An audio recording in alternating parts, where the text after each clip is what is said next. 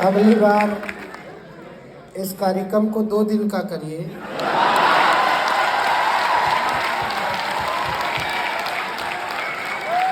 एक दिन हमारा स्वागत आदरणीय आहूजा जी का, नवीन सर का,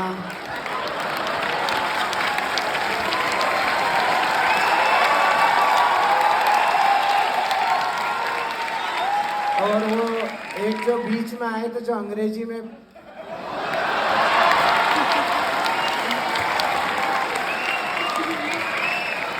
कोई एक आधी तमिल तेलुगु वाला हो तो वो भी ढूंढो।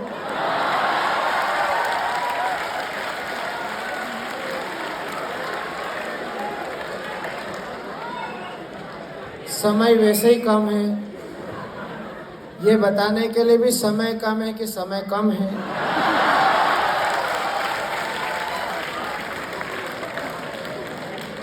लेकिन मैं आहूजा जी की बात से बहुत सहमत हूँ। आदरणीय नवीन सर के आदेश पर हम सब लोग आपकी सेवा करने के लिए आए हैं, लेकिन इन दोनों का भाषण सुन के कवि सदमे में है।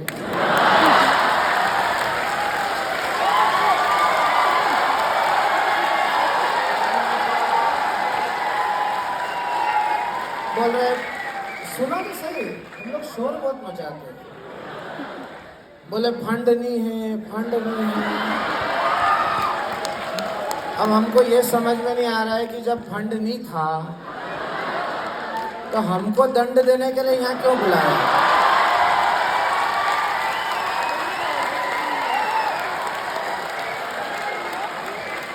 हमने आपका क्या बिगाड़ा था। और ये अमन अक्षर तो मुझे एक कार्यक्रम छुड़वा के लाया है। मैं एक पशु मेले में जाने वाला था, ये वहाँ से मुझे छुड़ा के यहाँ लाया है। बताओ, अब मुझे तो वही ढोर ढंगर दिख रहे हैं।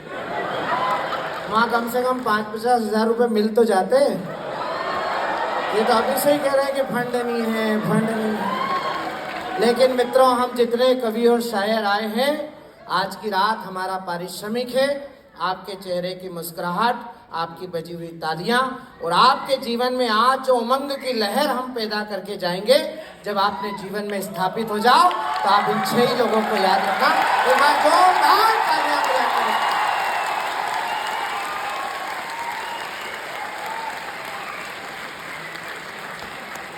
माँ सरस्वती को प्रणाम करता हूँ।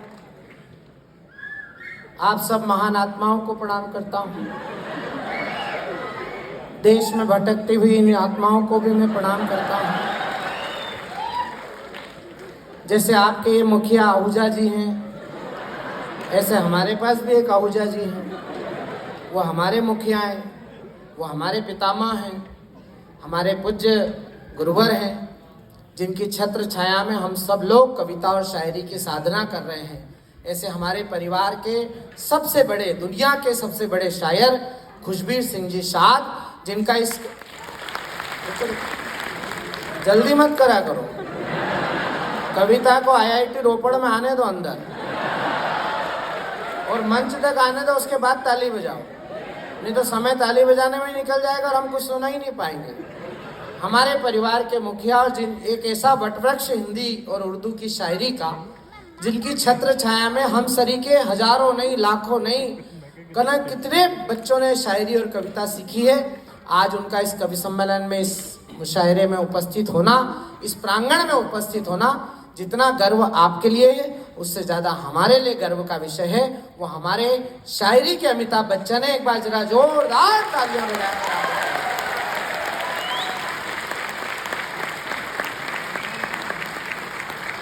उनके पास अजहर इकबाल बैठे हैं। राम के सानिध्य में हमेशा लक्ष्मण बैठता है। ये राम लखन की जोड़ी है इस कवि सम्मेलन की। एक सरदार है, एक रोजनदारी मुसलमान है, जिसका आज पहला रोजा संपन्न हुआ है। उन्हें शुभकामना दीजिए कि उनका कामयाब रोजा संपन्न हुआ है। और जब तक पगड़ी के संरक्षण में आदरणीय अजहर इकबाल रहेंगे, तब तक हिंदुस्तान को कोई खतरा नहीं है। एक बार अजहर इकबाल जी के लिए, जो बड़े शायर हैं, दुनिया के बड़े शायर हैं, आप सरी के IITs के हर प्रांगण में जाकर उन्होंने कविता सुनाई है। मैं चाहता हूं एक बड़े शायर के लिए कितनी बड़ी तालियां बजनी चाहिए, जोरदार तालियां बजाकर।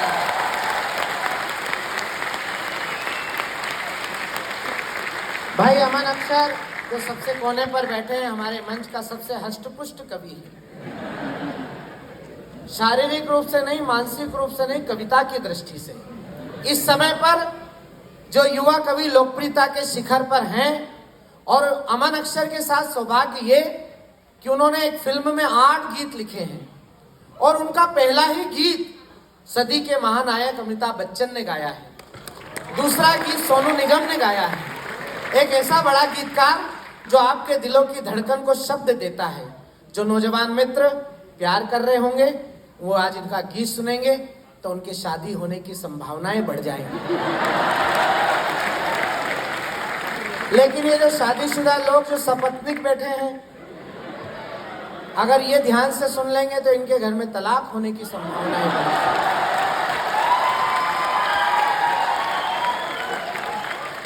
और उनका जो राम गीत है, अगर वो आपने 5 मिनट का समय निकाल कर सुन लिया तो मेरा दावा है जब आप भी किसी बड़े संस्थान के मुखिया बनेंगे, आहूजा जी की तरह, आदरणीय नवीन भाई की तरह, तो आप उन्हें तब तक याद रखेंगे। मैं नवीन जी को आभार व्यक्त करता हूं कि भाई अमन अख्तर के कारण हम सब आपकी सेवा करने के लिए यहाँ पर उपलब्ध हो पाए। वो मेरे बहुत प्रिय गीतकारों में से एक हैं। मैंने उनके कारण एक बहुत बड़ा आज प्रोग्राम छोड़ा है। मैं चाहता हूँ इस नौजवान के लिए जरा बड़ी तालियां बजाकर इन्हें आशीर्वाद दीजिए। उनके पास हमारी हिंदी कविता की एक ऐसी लोकप्रिय मौलिक कवित्री है जिसका अपना स्वर है, जिसका अपना एक शब्द है, जिसका अपना एक शिल्प है, जिसके पास अपनी एक कहन है। और वो दिखने में छोटी लग रही होंगी लेकिन वो आपकी तरह हजारों बच्चों को कॉम्पिटिटिव एग्जाम के लिए दिल्ली में कोचिंग देती हैं। मूलतः जोधपुर में रहती हैं, जोधपुर से चलकर आई हैं हमारे बीच में, और प्रेम की गीत पढ़ती हैं, हास्य की कविताएं पढ़ती हैं, यानी कि हर रस की कविता उनके पास है। हास्य भी है, ओज भी है, अंगार भी है, और अगर ये ना तीनों सुना जाए तो फिर उनके पास भंगार भी है। मतलब समग्र कविता के तत्व उनके पास है। एक बार जरा आयुषी राखेचा के लिए जरा जोरदार तालियां बजा दीजिए।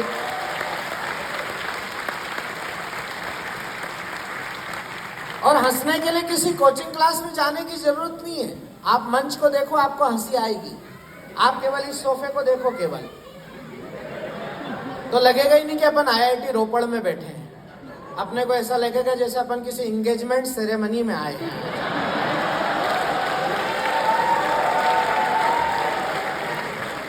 और हमारे पितामह बैठे हैं खुशबीर सिंह जी साथ, बड़े गंभीर भाव से, ऐसा लग रहा है जैसे लड़की का लूटा पिटा बाप बैठा है।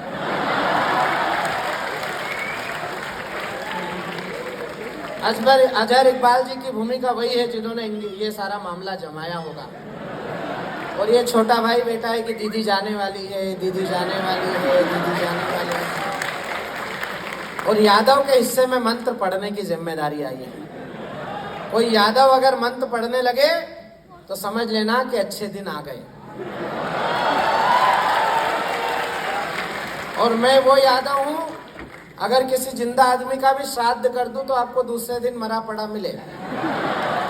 इसलिए एक बार मेरे सम्मान में भी ढंग से ताली बजाओ।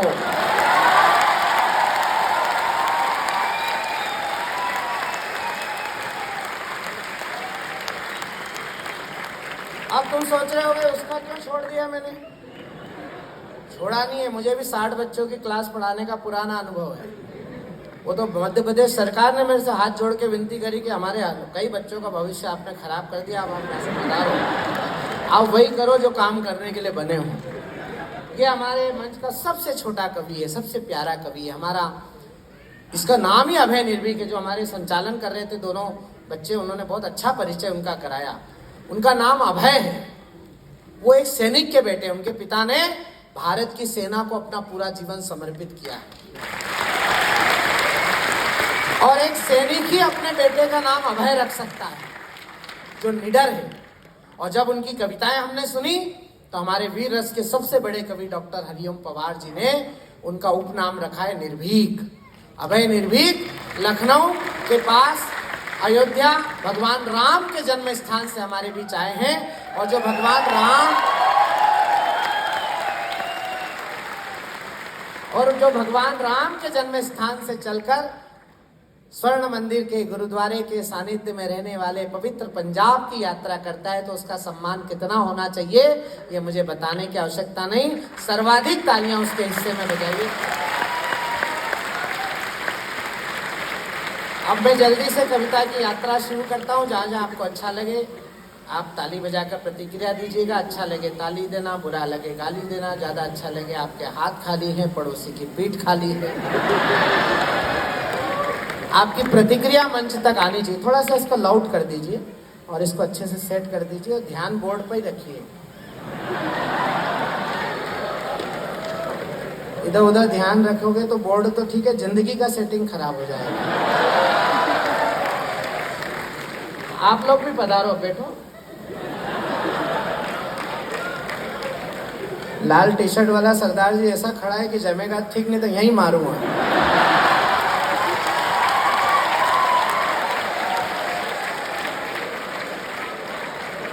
आदरणीय नवीन जी कह रहे थे कि 800 की कैपेसिटी का हाल है। मुझे तो यहाँ करोड़ों लोग कविता सुनते हुए दिख रहे हैं, क्योंकि हमारे दशमेश गुरुदेव गुरु गोविंद सिंह जी महाराज ने कहा था 1.25 लाख से 1 लड़ाऊं। और जब इस प्रांगण में सैकड़ों पगड़ियां मुझे लहराती हुई दिख रही हैं, एक पगड़ी हमारे पास भी है।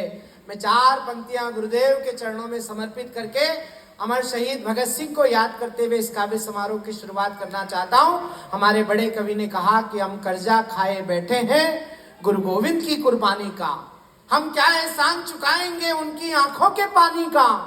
हम उनकी पूजा करते हैं आजादी के आधारों में, जिनके आगे जिनके 2-2 बेटे चुन गए दीवारों में।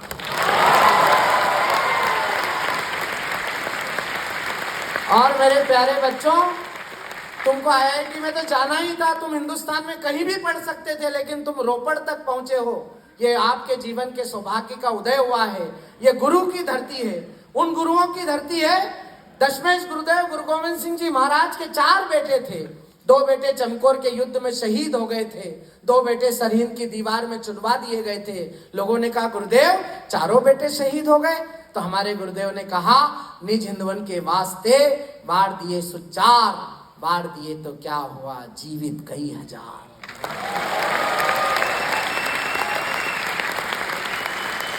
हम उनकी संतानें हैं, हम उन त्यागियों की, तपस्वियों की, बलिदानियों की संतानें हैं। जैसा आदरणीय नवीन जी ने बताया, भगत सिंह जी को फांसी हो गई।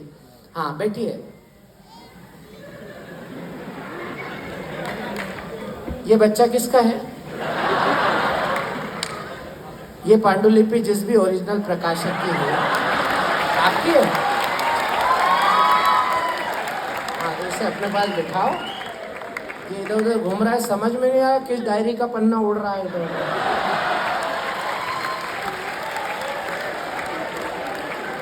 देखो बेचारे पति की क्या दुर्गति है, घर पे भी वही संभाले और यहाँ भी वही। जिनकी नहीं हुई है वो सोच लेना करना है कि नहीं।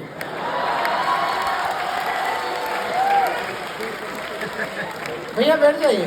ये भैया बैठो, कहाँ से सुन रहे हो? सामने उधर आओ।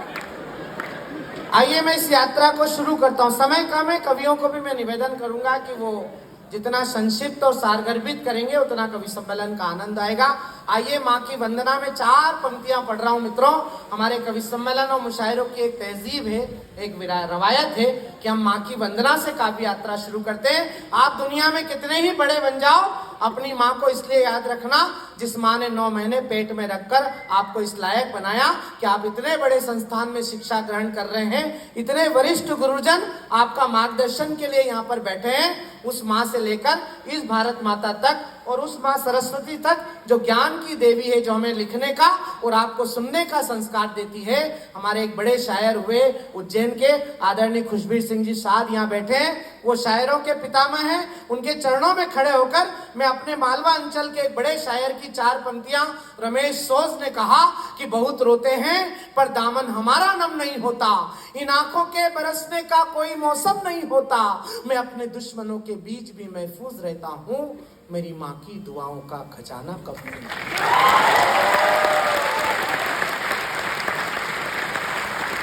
आइए उस माँ से या अनुमति लेकर भारत माता की वंदना तक की यात्रा करते हैं। आदरणीय नवीन भाई ने बहुत अच्छा संदर्भ इस मंच से जोड़ दिया। जब उन्होंने भगत सिंह की फांसी की बात कर दी, उसी समय मैंने तय कर दिया कि इस कवि सम्मेलन का उद्घाटन कौन करेगा। आइए मित्रों, मैं इस कवि सम्मेलन का उद्घाटन जिस कवि के जिम्मे करने जा रहा हूं, वो कवि केवल देशभक्ति लिखता नहीं है, वो देशभक्ति जीता भी है। आप सब नौजवान हैं, दोस्त लोग, आप प्रेम कर रहे होंगे, लेकिन यकीन मानिएगा, हम हिंदुस्तान में रहने वाले लोग हैं। हमारे यहाँ प्रेम से बड़ा होता है देश प्रेम, और देश प्रेम प्रेम से कब बड़ा हो जाता है? कारगिल युद्ध के दौरान आहूजा जी, हमारे मध्य प्रदेश में एक जिला है मंदसौर, और मंदसौर के पास एक छोटा सा कस्बा है मल्हारगढ़, और उस मल्हारगढ़ का एक नौजवान भारत की सेना में भर्ती हुआ, छुट्टी पर आया तो माता पिता ने उसकी सगाई कर दी। सगाई करके लौटा तो कारगिल का युद्ध शुरू हो गया। युद्ध शुरू होने के बाद उसे लगा कि शायद मैं घर लौटूं ना लौटूं, तो उस आप सरी के उस नौजवान ने, जिसकी उम्र सिर्फ 23-24 साल की होगी उस समय पर, अपनी माशुका को एक प्रेम पत्र लिखा, और उस प्रेम पत्र में केवल 2 पंक्तियां लिखी। वो 2 पंक्तियां मैं अपने छोटे भाई अभय निर्भीक के काव्य पाठ का आधार बनाना चाहता हूं। उस नौजवान ने लिखा कि यूं तो तुम्हारे इश्क पर सारा जहां कुर्बान है, पर मादरे वतन पर अपना इश्क भी कुर्बान है।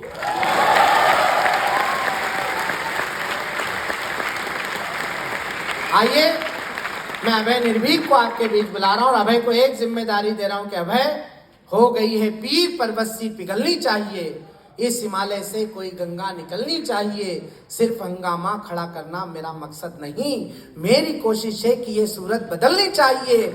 मेरे सीने में नहीं तो तेरे सीने में सही, हो कहीं भी आग लेकिन आग जलनी चाहिए।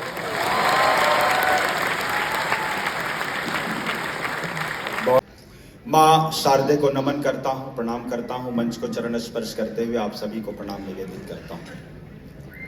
बहुत आभार व्यक्त करता हूँ IIT रोपड़ के प्रबंधन का, आदरणीय डायरेक्टर सर आहूजा जी की गरिमामयी उपस्थिति है, नवीन सर जिनके आदेश पर हम सब कभी यहाँ उपस्थित हुए हैं।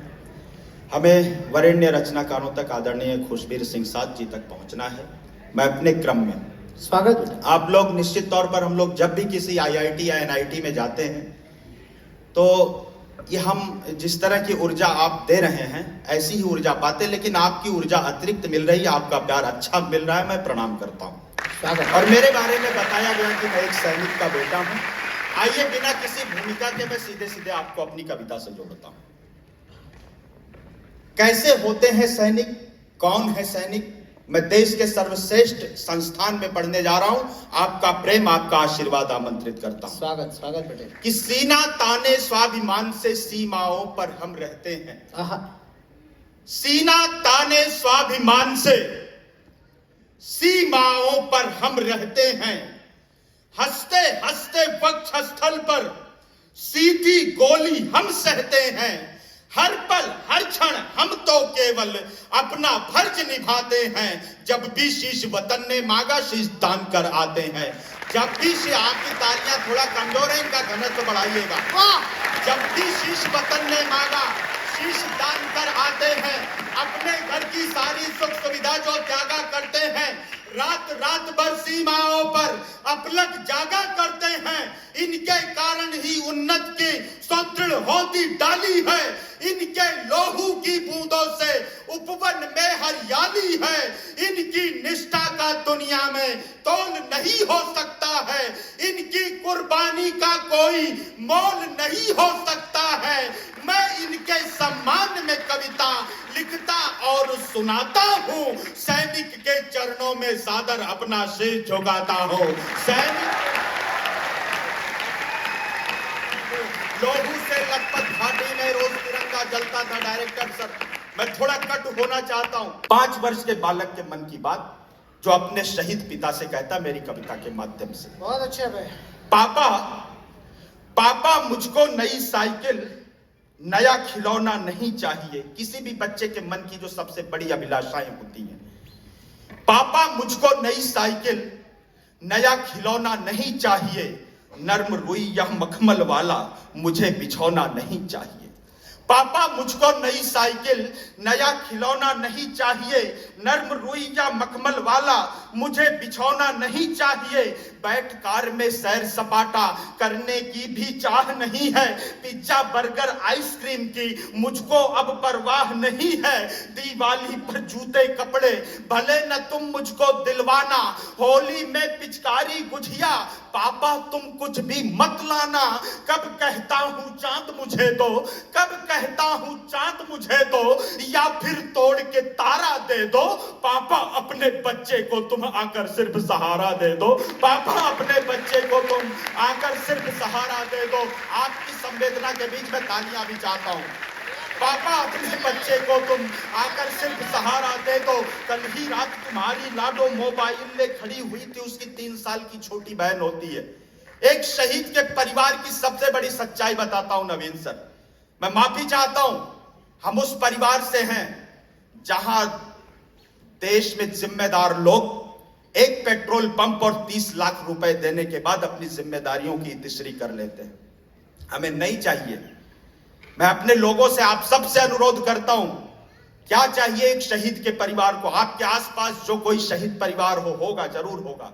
आप वर्ष में एक बार उनके घर किसी भी त्योहार में कोई मिठाई का डिब्बा लेकर या ऐसे ही पहुंच जाइए, उन्हें एहसास कराइए कि देश उनके साथ है, देश के लोग उनके साथ हैं। मैं पंक्तियां निवेदित करता हूं।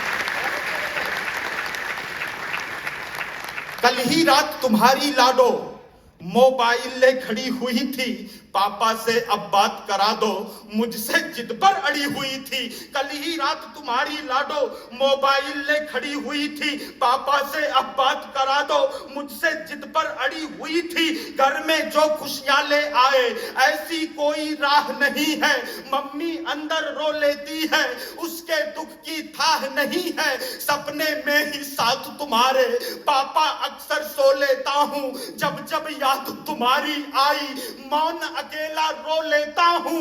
अपनी बाहों में भरकर तुम, अपनी बाहों में भरकर तुम मुझको ये जग सारा दे दो, पापा अपने बच्चों को तुम आकर सिर्फ सहारा दे दो, पापा अपने बच्चों को तुम आकर सिर्फ सहारा दे दो, पापा अपने बच्चों को तुम आकर सिर्फ सहारा दे दो। पापा उस दिन ओढ़ तिरंगा जब तुम द्वारे पर सोए थे। अपने काव्य पाठ और इस कविता की अंतिम पंक्तियां आपके बीच रखता हूं।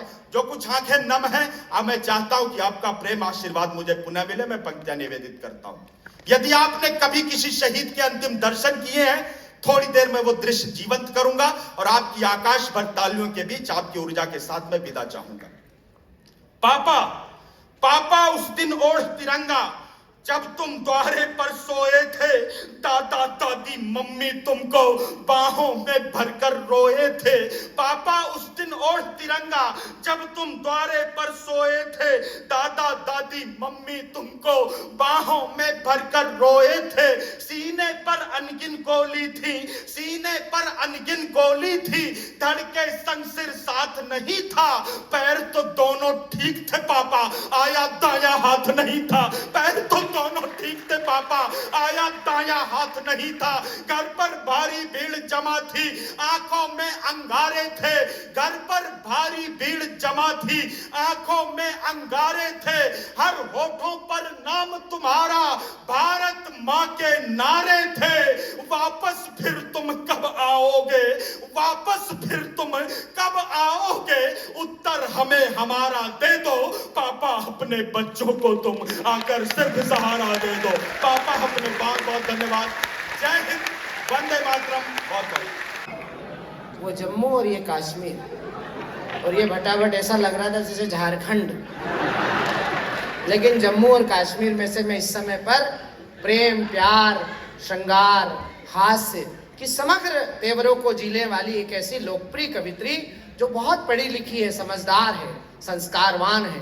मैं व्यक्तिगत रूप से उनका बड़ा सम्मान करता हूँ। वे उम्र में मुझसे बहुत छोटी हैं, लेकिन जितनी बेटियां यहाँ बैठी हैं, निश्चित रूप से उनके लिए वो एक मानक कवित्री सिद्ध हो सकती हैं। आज हमारे शाद साहब उन्हें पहली बार सुनेंगे, अजहर भाई पहली बार सुनेंगे। इन बड़े लोगों के सामने हमारी आदरणीय आयुषी राखेचा अपनी प्रस्तुति लेकर आ रही हैं। मैं उनकी अगवानी में एक बहुत बड़े शायर, बहुत बड़े गीतकार की 4 पंक्तियां रख रहा हूं कि प्यार का पहला खत लिखने में वक्त तो लगता है, इन नए परिंदों को उड़ने में वक्त तो लगता है, जिस्म की बात नहीं थी उनके दिल तक जाना था, लंबी दूरी तय करने में वक्त तो लगता है।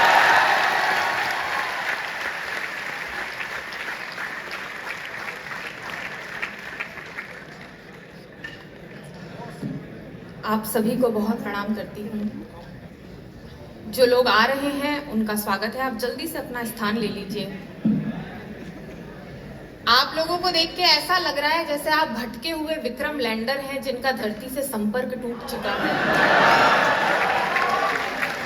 आप भी इधर आ जाते बहुत नहीं, जगह पे। इस कवि सम्मेलन की सफलता ये है आदरणीय नवीन सर, आप कह रहे थे कि हाल देखते हैं भराता है कि नहीं भराता है, लेकिन जितने लोग बैठे हैं उससे आधे से ज्यादा लोग खड़े हैं इस समय पर।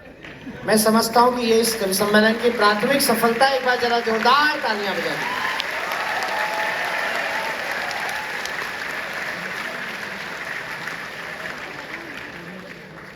पंजाब के छोले कुलचे की इस धरती को, राजस्थान के जल जाजम जीमड़ की दाल बाटी की धरती से बहुत बहुत प्रणाम निवेदन करती हूँ।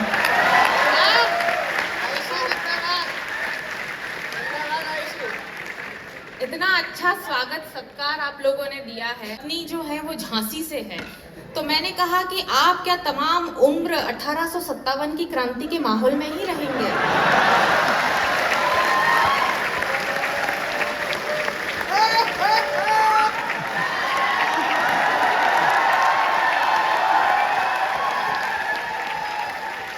क्या कमाल, आप इसी उन्मुक्तता से सुनेंगे, मुझे आशा है। जो लोग खड़े हैं एक बार उनसे निवेदन है, आ जाइए, बैठ जाइए सीट बीच नहीं है। में। अच्छा, कुछ लोग हाँ, जो यहाँ बैठे। मोबाइल ये- निकाल कर बैठे हैं, ये आपने ये देखो, ये एक जो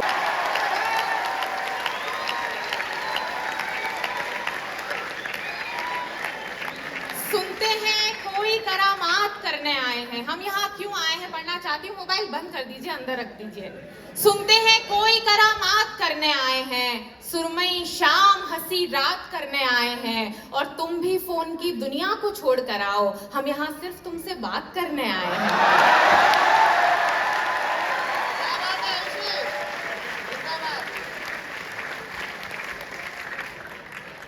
तो पहले हम उठते थे नवीन जी तो माता पिता के चरण स्पर्श करते थे। आजकल हम उठते हैं तो सबसे पहले मोबाइल की स्क्रीन को स्पर्श करते हैं। ये हमारे जीवन की संस्कृतियों में फर्क आ गया है। आजकल नीम के पेड़ कम हो रहे हैं, लेकिन रिश्तों में कड़वाहटें बढ़ रही है। क्या बात है। जुबान की मिठास कम हो गई है और शरीर में शुगर बढ़ रही है। वाह, वाह। क्या बात है। आजकल सिजेरियन के बिना कोई आता नहीं है और वेंटिलेटर के बिना कोई जाता नहीं है। क्या सलीके से कहा है बेटे, वाह वाह वाह वाह। और कुछ लोग तो वॉशरूम तक में चार्जर ले जाते हैं। नवीन जी, इस प्रक्रिया ने कायम चूरन का करियर खत्म कर दिया है।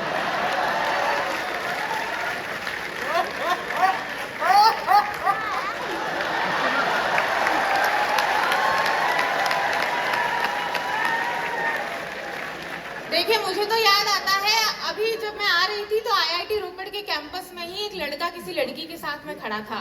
तो डायरेक्टर साहब जैसे सज्जन उनके पास में गए। जो संस्कृतियों में फर्क आ रहा है वो बता रही हूँ। तो लड़का बेचारा लड़की के साथ खड़ा था, तो डायरेक्टर साहब जैसे सज्जन उस लड़के के पास पहुंचे और बोला कि बताओ क्या ये हमारी संस्कृति है? लड़का भी आईआईटी रोपड़ का था। वो बोले नहीं नहीं, ये तो मल्होत्रा जी की मनीषा है, आपकी संस्कृति तो कहीं और ही है।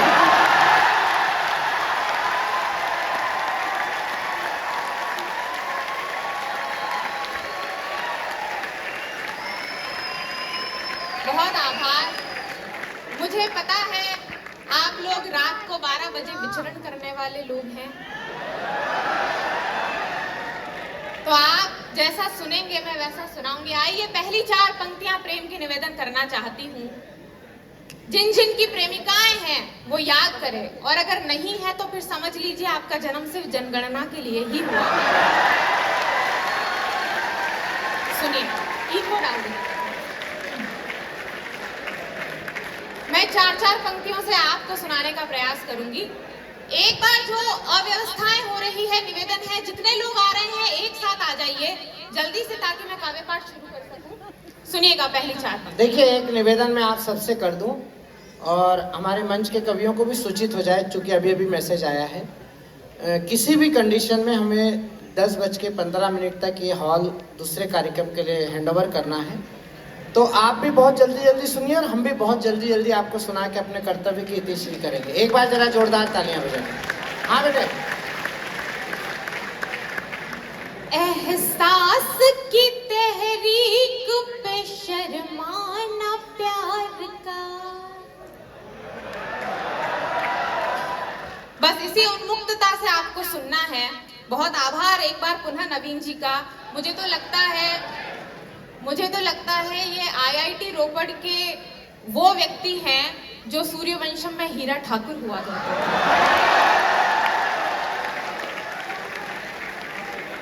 एहसास की तहरीक पे शर्माना प्यार का, कदमों की आहटों पे यूं घबराना प्यार का, छेड़ूं जो कोई राग में मन के गिटार पे, छेड़ूं जो कोई राग में मन के गिटार पे, गाने लगेंगे बावरे अफसाना प्यार का, गाने लगेंगे बावरे अफसाना प्यार का, गाने लगेंगे बावरे अफसाना प्यार का। बहुत आभार। सुनिए, बहुत अच्छा सुन रहे हैं, इसी तरह तालियों की थाप के साथ में सुनिएगा। नई पंक्तियां पढ़ने का साहस करती हूँ, सुनिए। वो सुन रहा था मेरी धड़कनों की थाप को, वो सुन रहा था मेरी धड़कनों की थाप को, मुश्किल से रोक पाई मैं भी अपने आप को, मुश्किल से रोक पाई मैं भी अपने आप को, पहले तो नाम पूछने करीब आ गया। अनुपम जी सुनिएगा।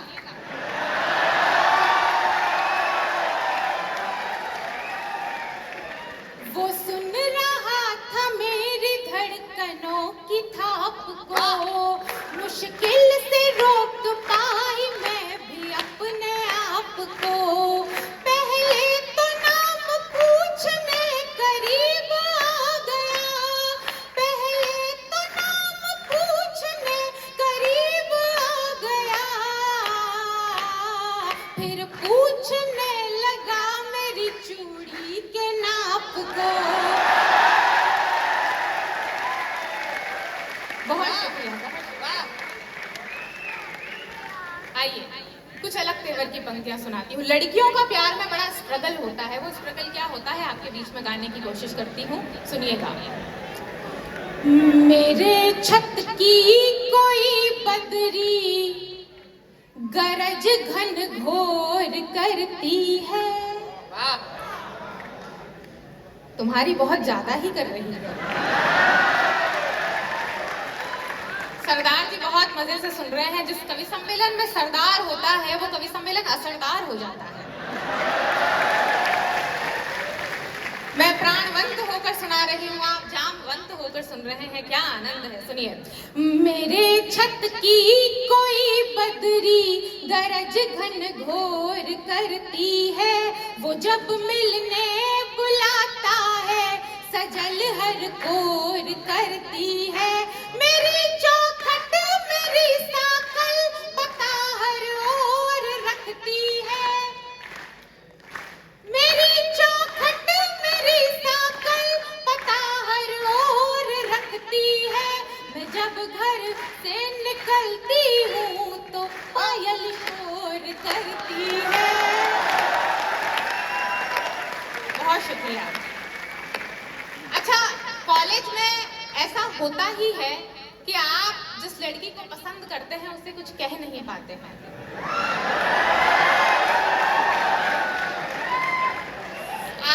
मैं आप ही को ढूंढ रही थी, वो दिल जले आशिक आप ही है। तो वो लड़की क्या सोच रही होती है, मैं उस की मनोस्थिति की 4 पंक्तियां आप तक पहुंचाती हूँ, सुनिए।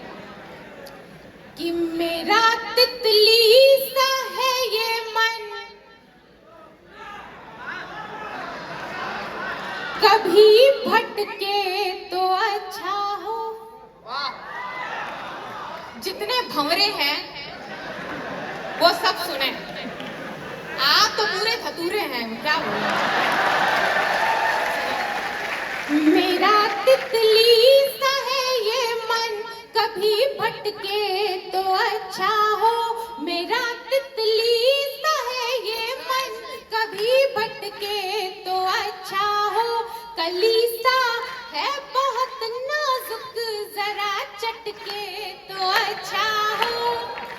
नजर भर के मैं जिस लड़के को अक्सर देख लेती हूँ, नजर भर के मैं जिस लड़के को अक्सर देख लेती हूँ। दुपट्टा शर्ट में उसके जरा अटके तो अच्छा।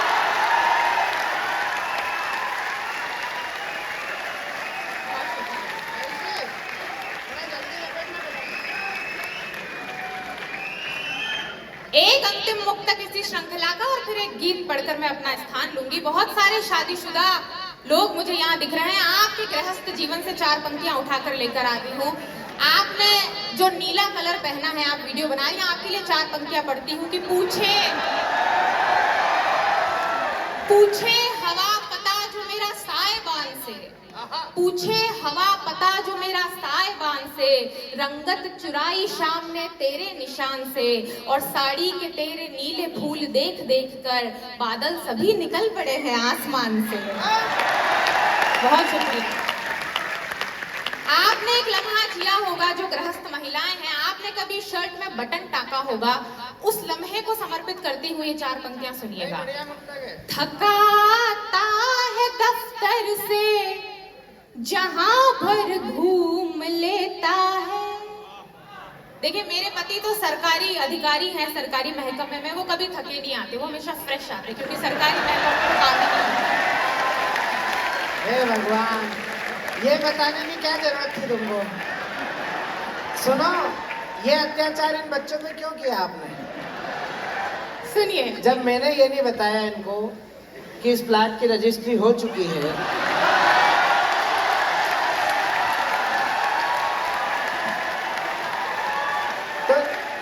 तो तुमको ये बताने की क्या जरूरत थी कि इसमें सरकारी कब्जा है?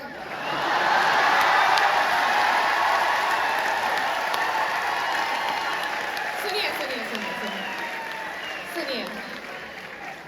थकाता है दफ्तर से जहां पर घूम लेता है, किचन में गुनगुनाती हूँ तो सुनकर झूम लेता है।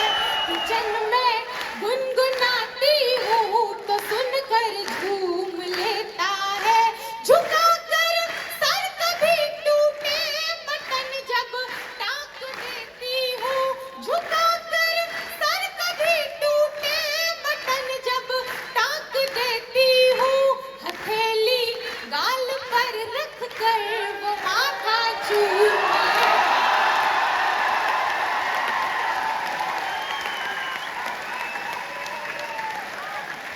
हथेली गाल पर रख कर वो माथा चूम लेता है। बहुत आभार। आइए, एक गीत आपके बीच में पढ़ती हूँ। बहुत शुक्रिया, बहुत शुक्रिया। बस आंदोलन समाप्त। ऐसा कुछ नहीं होता है जैसा वो सुना रही थी। ये युग निकल चुका है। ये उन लोगों की आत्मकथा थी जो अगली 3 पंक्तियों में बैठे हैं।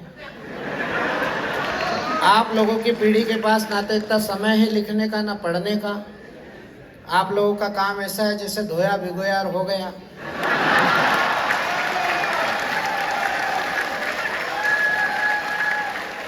वो आती रही, मिलती रही, हम इसी को प्यार समझ बैठे। वो एक दिन नहीं आई, अपन रविवार समझ बैठे।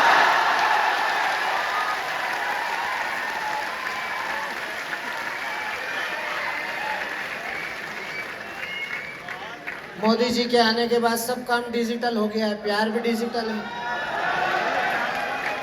मंडे को मन चला और मन चली का मेल हुआ, ट्यूसडे को ट्यूनिंग में हुई तकरार है, वेडनेसडे को चैटिंग हुई, थर्सडे को डेटिंग हुई। ऐसे तुम क्या मेरे को मोहम्मद रफी समझ रहे हो क्या?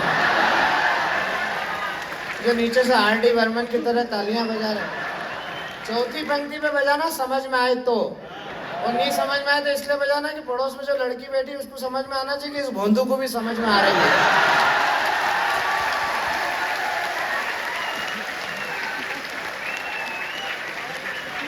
मंडे को मन चला और मन चली का मेल हुआ, ट्यूसडे को ट्यूनिंग में हुई तकरार है, वेडनेसडे को चैटिंग हुई, थर्सडे को डेटिंग हुई, फ्राइडे को माल संस्कृति में खोया प्यार है, ना ही कोई नैन लड़े, ना ही प्रेम पत्र पढ़े, ना ही इजहार इकरार इनकार है, सैटरडे को रेकिंग हुई, संडे को ब्रेकिंग हुई, वीकेंड की क्लोजिंग।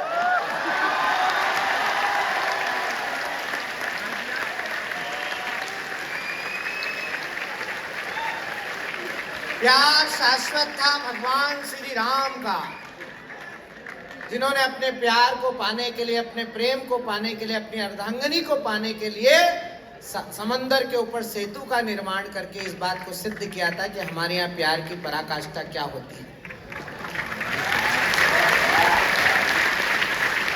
आयुषी राकेचा ने बहुत अच्छा सुनाया, और अगर उन्होंने आपको मतलब उनको जिसको धतूरा खा वो तो खड़े होकर ताली बजा रहा था।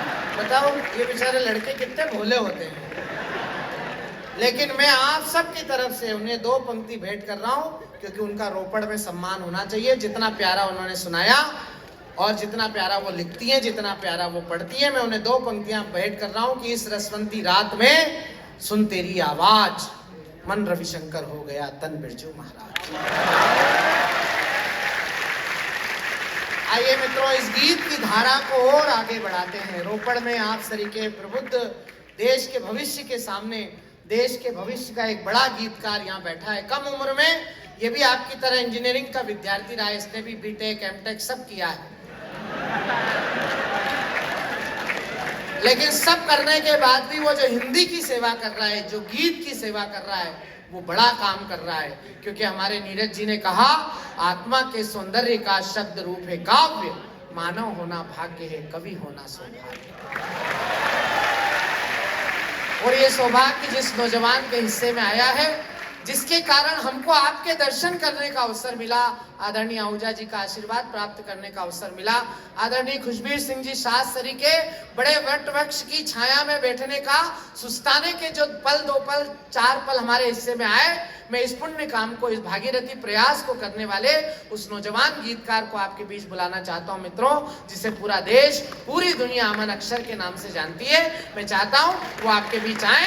एक बार जरा आप उनके सम्मान में जोरदार तालियां बजाएं। आदरणीय अमन अक्षर।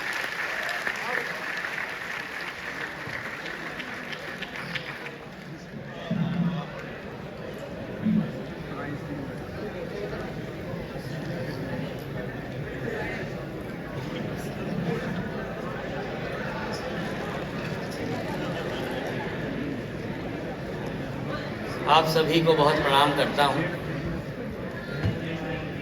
मैं जो बात नहीं बताना चाह रहा था वो इन्होंने बता दी कि मैंने भी इंजीनियरिंग की है। नहीं, जो बात नहीं बतानी थी वो तो मैंने बताई नहीं है। इंजीनियरिंग भी की है और लव मैरिज भी की है। हो मत करो, हो मत करो।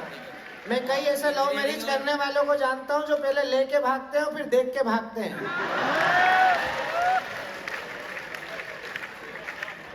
आप लोग तो फिर भी आईआईटी जैसे महनीय संस्थान में हैं। देश की स्थिति यह है कि अगर हमको चाय भी बेचनी है तो पहले इंजीनियरिंग करनी होती है। मैंने भी उसी रास्ते से मैं आया और कविता की दुनिया में आया। मैं चूंकि समय बहुत कम है, नहीं तो बहुत सी बातें करने को थी। जब या नवीन सर ने बुलाया, मैं लगभग 6-7 वर्षों से सर के संपर्क में हूँ। आहूजा सर यहाँ पर बैठे हैं, अनमोल सर हैं, सभी लोग हैं यहाँ पर। मैं प्रेम का कवि हूँ। कहाँ से बात शुरू करूँगा मुझे नहीं पता है, लेकिन 4 पंक्तियाँ मैं आपको सौंप देता हूँ। देखिए, प्रेम मैंने भी किया, लव मैरिज उन्होंने बताई कि मेरी लव मैरिज हुई है, लेकिन दूसरी बार में हुई है। पहला प्यार तो मेरा भी वैसा ही था जैसा, लेकिन वो जिन्होंने मेरा परिचय कराया, फर्स्ट सेमेस्टर में ये भी फेल हुआ था।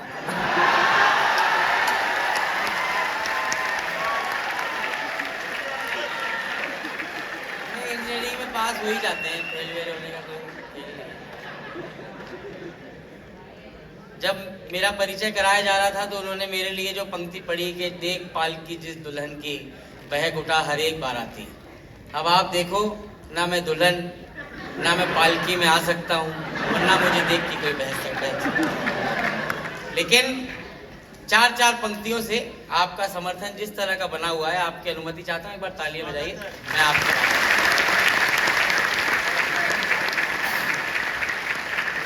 प्रेम में आमतौर पर कहा जाता है कि मैं आपके लिए जान दे सकता हूँ, मैं तुम्हारे लिए जान दे सकता हूँ। प्रपोज करने का सबसे सरल तरीका यही है, क्योंकि एक जानी ऐसी चीज है जो दे सकते ही नहीं है हम लोग। मैं क्या कहना चाहता हूँ, इसी हास्य को थोड़ी गंभीरता और थोड़ा रोमांच मैं आपको सौंपता हूँ। ये चार पंक्तियों में संभालिएगा चौथी पंक्ति कि यूं किताबों को रख दिया जाए, यूं किताबों को रख दिया जाए, एक नया सा सबक दिया जाए कि तुम पे मरना तो चाहते हैं सब, मुझको जीने का हक दिया।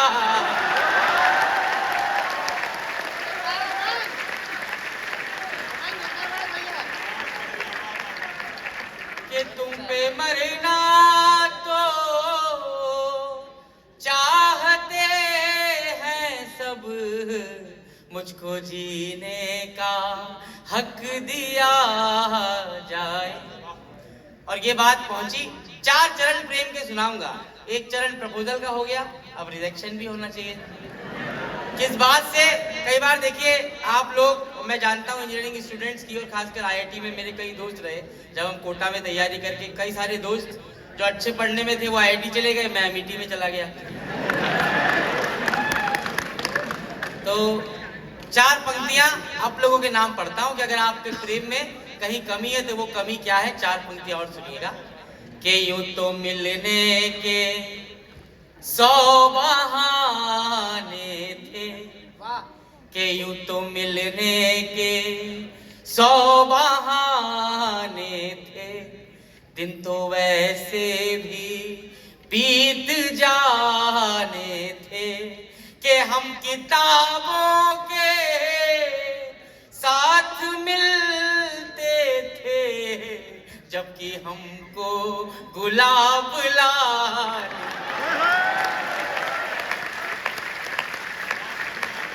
जबकि हमको गुलाब लाने थे। मैं भी गुलाब लेकर गया, लेकिन उसने लिए नहीं मुझसे। अरे सर ये तो, लेकिन वही प्रेम किस गंभीरता को जाता है जितने दिल जले बैठे हैं। खतों की बहुत बात हुई। देखिए आप लोग की जनरेशन तक तो खत पता नहीं आए हैं कि नहीं आए हैं, थोड़ा क्लासी लगने के चक्कर में भले आपने लिख दिया हो, लेकिन मैं जब इंजीनियरिंग कर रहा था तब खत थोड़े बहुत बचे हुए थे। चार पंक्तियां और सुनिए, दिल निकाल कर रखता हूँ आपका, आपका मन मिले मुझे सदन और ऊर्जा से बताएगा कि हमने जितने बरस बिताए हैं, कि हमने जितने बरस बिताए हैं, सब तेरी याद के ही साए हैं, सब तेरी याद के ही साए हैं, हमने जितने बरस बिताए हैं, कि अपने सपनों का घर जलाया है, पर तेरे खत नहीं जला।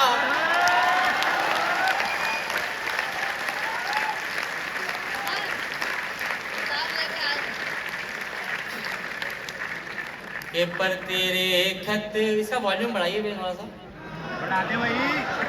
बढ़ाओ बढ़ाओ बढ़ाओ। देखिए, उसके बाद जैसा कि बताया गया कि मेरी शादी हो गई। दूसरी बार का प्यार लगभग हमारे देश में तो कम से कम सफल हो ही जाता है। विदेशों में आज भी 4-5 बार का ट्राई लगता है उन लोगों को। तो मैंने जो पंक्तियां अपनी पत्नी के लिए लिखी, मैं जिस मन में आपको लेके जाना चाहता हूं उस तक उसकी पहली 4 पंक्तियां और पढ़ता हूं, सुनिएगा। लड़कियों के सम्मान में कोई प्रेम का कवि, अगर इससे बेहतर बात आपने कभी नहीं सुनी हो तो मुझे लड़कियों का भी समर्थन मिले, लड़कों का भी मिले। मैंने अपनी पत्नी के लिए लिखी थी, मेरी जिंदगी की लिखी सबसे सरल और सबसे गहरी 4 पंक्तियां सौंपता हूं आपको, सुनिएगा। किसी लड़की का किसी लड़के की जिंदगी में क्या योगदान होता है, 4 पंक्तियां सुनिए। कि जैसे नदियां उछाल लेती है, कि जैसे नदियां उछाल लेती है, सारे रास्ते निकाल लेती है। कि कोई लड़का जो लड़खड़ाता है, एक लड़की संभाल ले।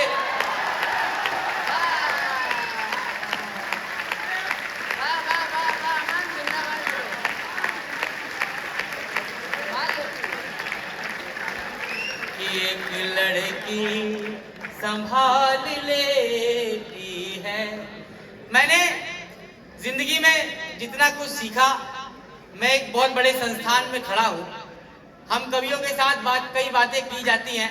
आप सब लोग इसके बाद भी और इवेंट होने हैं, लेकिन कवि सम्मेलन जिसके होने पर भी संशय था, और आप इतनी संख्या में एक साहित्य का आयोजन सुनने के लिए यहाँ बैठे हैं। एक बार सब अपने सम्मान में तालियां बजाइए। मैं बाकी दुनिया और आप सभी को समर्पित करते हुए 4 पंक्तियां पढ़ता हूं।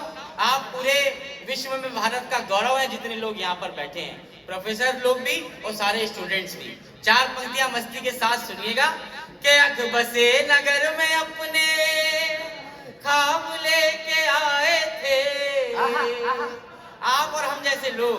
के अख बसे नगर में अपने ख्वाब लेके आए थे, हर सवाल का गलत जवाब लेके आए थे, हर सवाल का गलत जवाब लेके आए थे। प्रेम की गली में सब शराब लेके आए थे, हम बहुत खराब थे, किताब लेके आए। वाह। कि हम बहुत खराब थे, किताब लेके आए थे। मैं गीत की तरफ बढ़ना चाह रहा था, लेकिन मैं 3 मुक्तक पढ़ता हूं बस। उसके बाद अगर समय और आपकी अनुमति रही तो।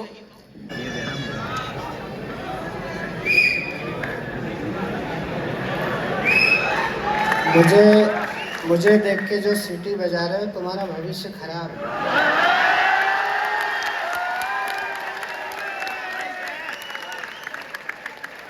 अमन अक्षर ने इतना प्यारा गीत सुनाया, जब उसने सर्वाधिक संवेदनशील पंक्तियां पढ़ी, उस पर जो सर्वाधिक तालियां बजी।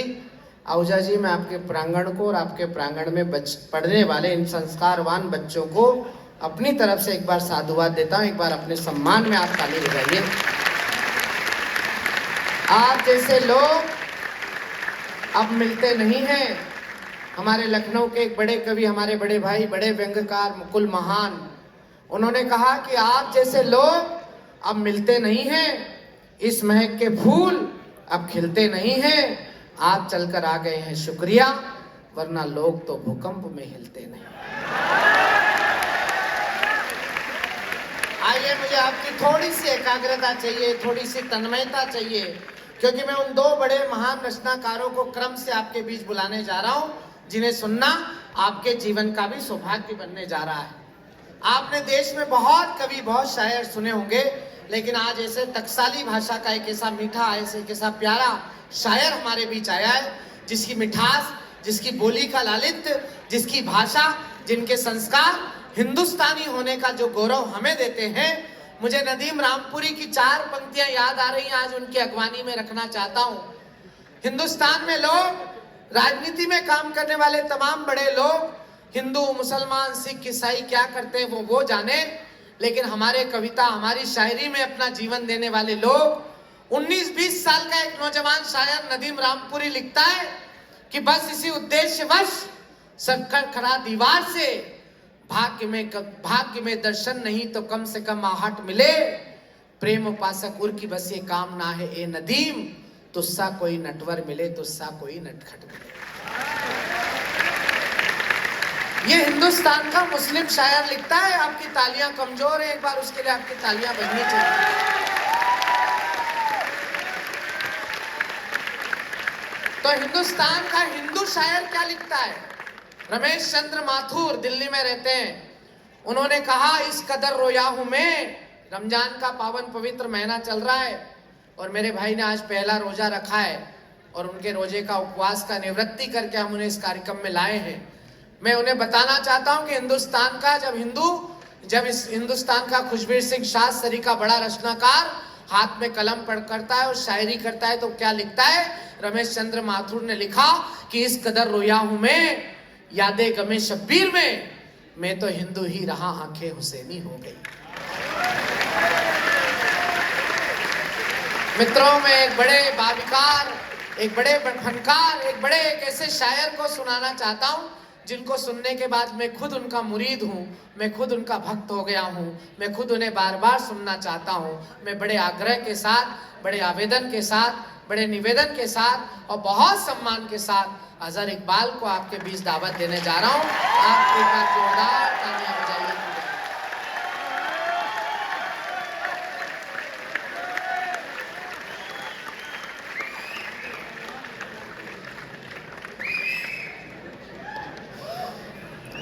दोस्तों आदाब। आदाब बोलो। अजहर भाई राम राम। राम राम। ये बहुत सारी आईआईटीज में जाना होता है अक्सर व बेशतर, और आप लोगों से मिलके, आप लोगों को देख के एक तीव्र इच्छा जो है मन में जागृत होती है कि काश आयु का ये चक्र उल्टा हो जाए।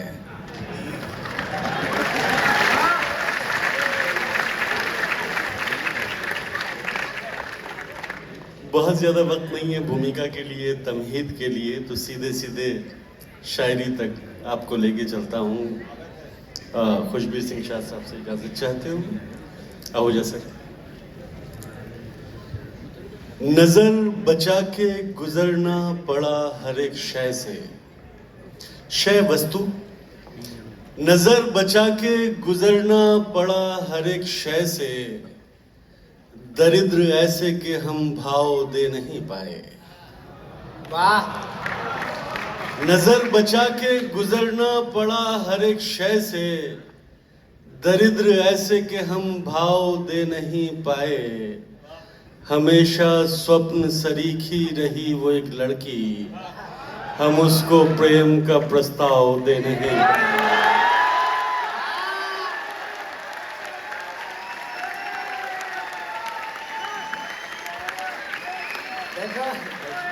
नजर बचा के गुजरना पड़ा हर एक शय से, दरिद्र ऐसे कि हम भाव दे नहीं पाए। हमेशा स्वप्न सरीखी रही वो एक लड़की, हम उसको प्रेम का प्रस्ताव दे नहीं पाए। तुम्हारा हुस्न है काफी गवाहियों के लिए, तुम्हारा हुस्न है काफी गवाहियों के लिए, जो कट सके न कभी वो दलील बन जाओ।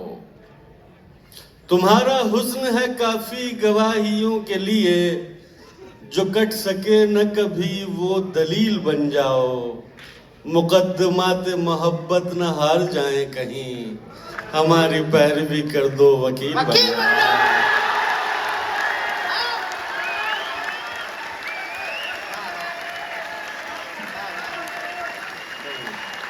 भैया, अब इनमें से अगर कोई इंजीनियरिंग छोड़ के लॉ ज्वाइन करेगा तो वो जिम्मेदारी आपकी रहेगी। गाली को प्रणाम समझना पड़ता है। अच्छा है तो क्या क्या गाली को प्रणाम समझना पड़ता है, मधुशाला को धाम समझना पड़ता है। गाली को प्रणाम समझना पड़ता है, मधुशाला को धाम समझना पड़ता है। आधुनिक कहलाने की अंधी जिद में रावण को भी राम समझना पड़ता है। अच्छा है, अच्छा है, अच्छा है। अजहर भाई वाह वाह वाह वाह, जिंदाबाद जिंदाबाद। तेरे संसार से तंग आ गए हैं, तेरे संसार से तंग आ गए हैं, हम इस आभार से तंग आ गए हैं। तेरे संसार से तंग आ गए हैं, हम इस आभार से तंग आ गए हैं। हमें अब चाहिए थोड़ी सी घृणा, निरंतर प्यार से तंग आ गए हैं। वाह वाह वाह।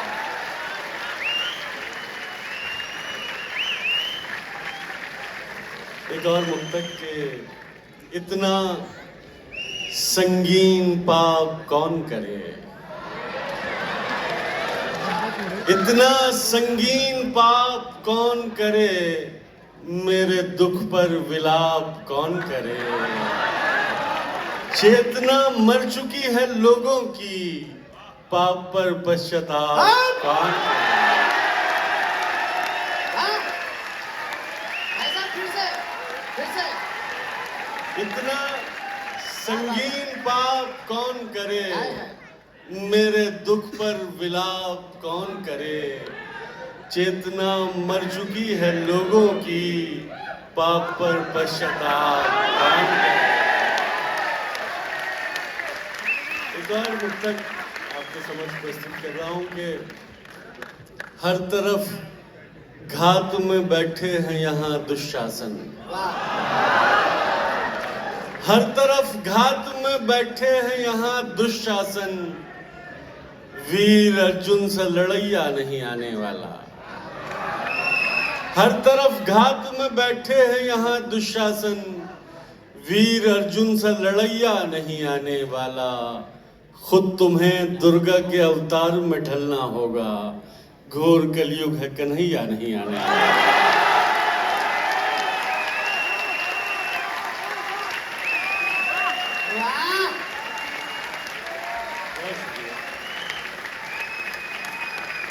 एक और मुक्तक है, मेरे ख्याल से हम सभी कभी न कभी इस कैफियत को महसूस करते क्या हैं। बात है भाई अजहर भाई, वाह वाह वाह।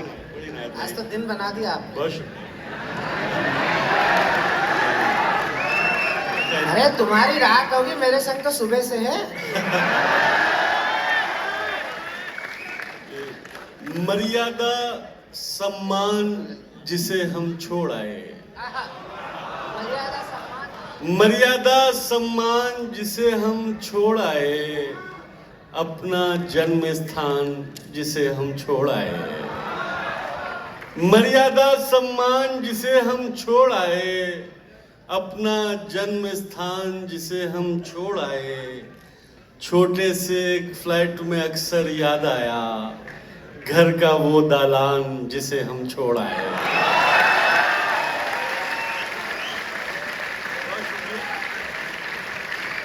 एक गजल से चंद शेर समाप्त कर ले कि ओस की तरह झिलमिलाया कर, ओस की तरह झिलमिलाया कर, गीले बालों को मत सुखाया कर।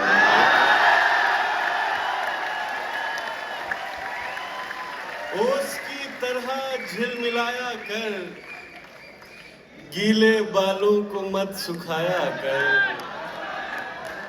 आंख फिर वक्त पर नहीं खुलती, आंख फिर वक्त पर नहीं खुलती, अपनी बाहों में मत सुलाया कर।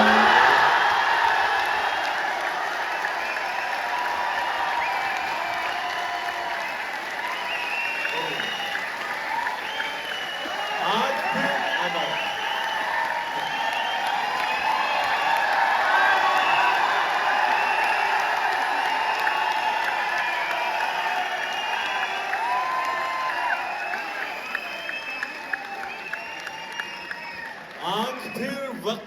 नहीं खुलती, अपनी बाहों में मत सुलाया कर। धूप से जल रहा है जिस्म मेरा, धूप से जल रहा है जिस्म मेरा, तू अगर पेड़ है तो साया कर।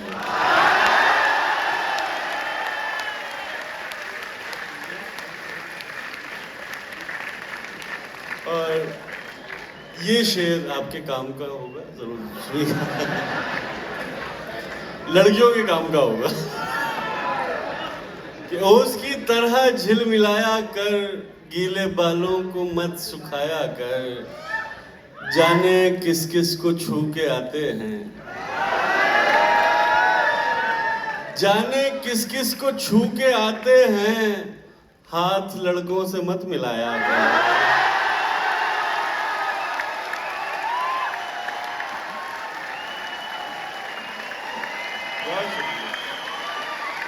जाने किस किस को छू के आते हैं, हाथ लड़कों से मत मिलाया कर।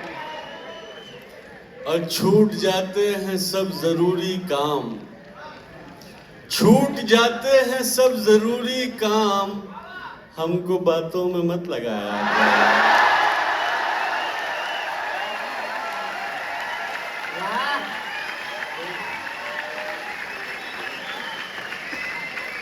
एक गजल की चमचेर और सुन लेंगे। अपनी मर्यादाओं का गुणगान करते रह गए,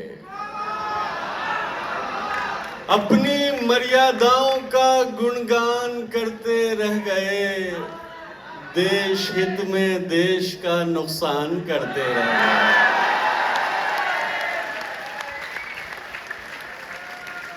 और कोई उसको प्रेम की चादर उड़ाकर ले गया, कोई उसको प्रेम की चादर उड़ाकर ले गया, और हम संबंध का सम्मान करते रहे।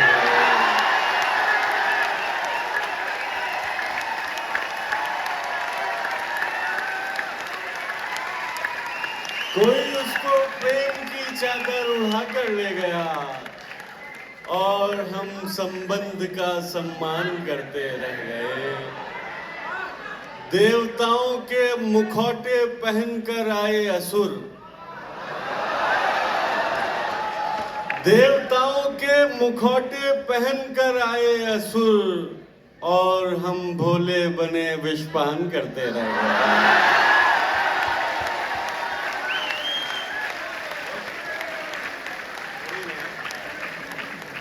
देवताओं के मुखौटे पहनकर आए असुर, और हम भोले बने विषपान करते रह गए। और शशिकांत भाई ये शेर सुनिएगा कि प्रेम का स्नान कर मन हो गया यज्ञोपवीत, प्रेम का स्नान कर मन हो गया यज्ञोपवीत, याचनाएं बैठकर यजमान करते रह गए। जिंदाबाद भाई, जिंदाबाद। और कुछ करना तो मुमकिन था नहीं सो रात भर, और कुछ करना तो मुमकिन था नहीं सो रात भर, उस निगाहे नाज को हैरान करते रह गए।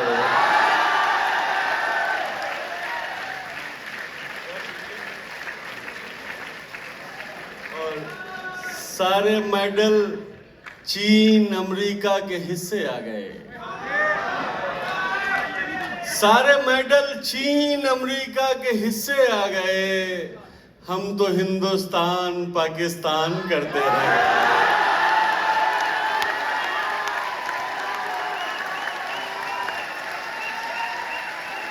सारे मेडल चीन अमेरिका के हिस्से आ गए, हम तो हिंदुस्तान पाकिस्तान करते रह गए।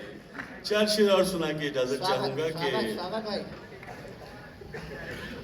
ये सुनिएगा कि मेरी आंखों से मेरा प्रेम वर्णित हो न जाए, मेरी आंखों से मेरा प्रेम वर्णित हो न जाए, तुम्हारे नाम से ये दास चर्चित हो न जाए।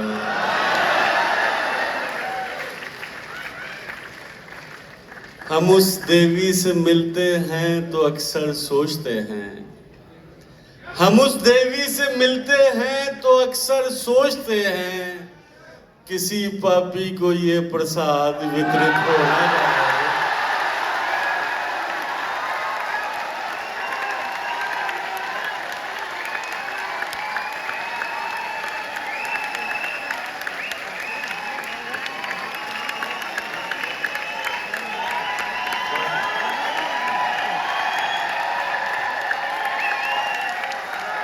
हम उस देवी से मिलते हैं तो अक्सर सोचते हैं, किसी पापी को ये प्रसाद वितरित हो न जाए।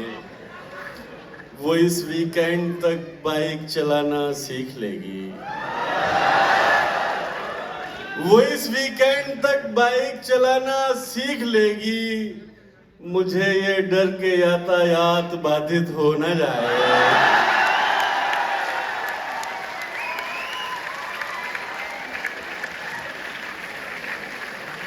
उसे अच्छा नहीं लगता धुएं में सांस लेना,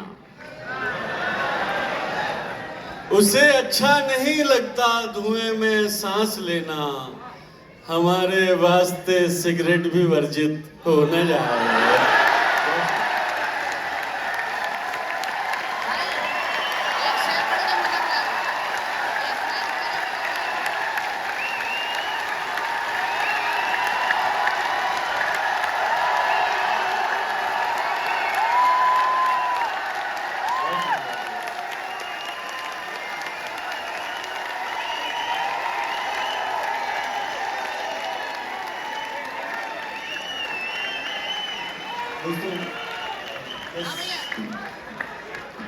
बैठ जाइए, बैठ जाइए। हाँ,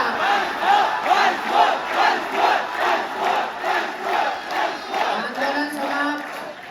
चलिए मैं दो चार शेर और सुना के इजाजत चाहूंगा। वो एक पक्षी जो गुंजन कर रहा है, वो एक पक्षी जो गुंजन कर रहा है, वो मुझ में प्रेम सर्जन कर रहा है। नदी के शांत तट पर बैठकर मन, नदी के शांत तट पर बैठकर मन तेरी यादें विसर्जन कर रहा है।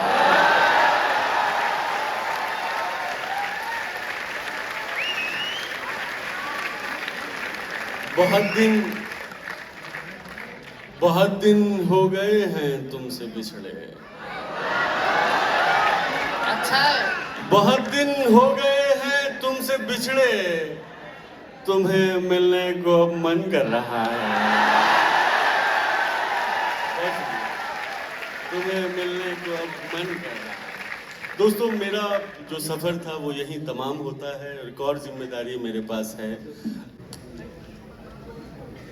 वो एक ऐसा नाम है कि उनके लिए किसी परिचय, किसी तारुफ की कोई ज़रूरत तो नहीं पेश आती, लेकिन फिर भी मैं बाल स्वरूप राही की इन पंक्तियों के साथ कि मन बहुत अनमना है चले आइए, मन बहुत अनमना है चले आइए, गीत की प्रार्थना है चले आइए, आंसुओं के उमड़ते हुए छंद में मौन की व्यंजना है चले आइए।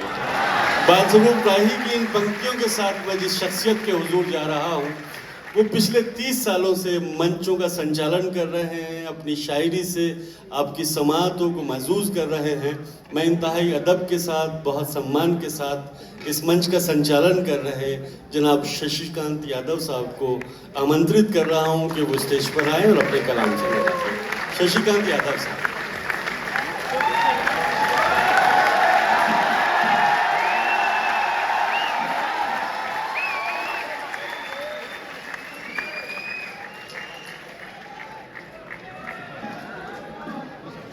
अभी आपने देखा अजहर भाई जिस तरह से रोमानियत से आपको सुना रहे थे, यादों को विसर्जित कर रहे थे, तो मुझे इस बात की आश्वस्ति हुई कि केवल बाल ही सफेद हैं।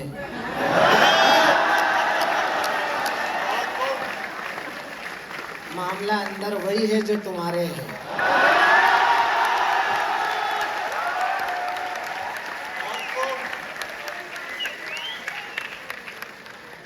हिंदुस्तान में आदमी कभी भी बूढ़ा नहीं होता है,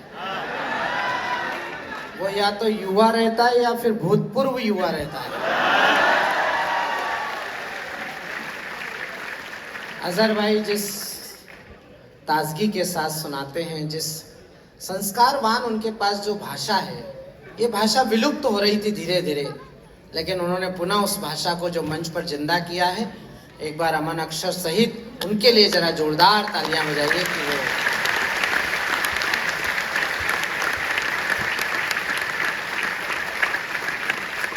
सीमा की सुरक्षा है तू जिसने बहाया रक्त वैसे नौजवान की। पहली बार किसी कवि सम्मेलन में हो रहा है कि करीब करीब सब लोग ताली बजा रहे हैं, वरना प्राय अगली पंक्ति में लोग ऐसे ठसक के बैठते हैं।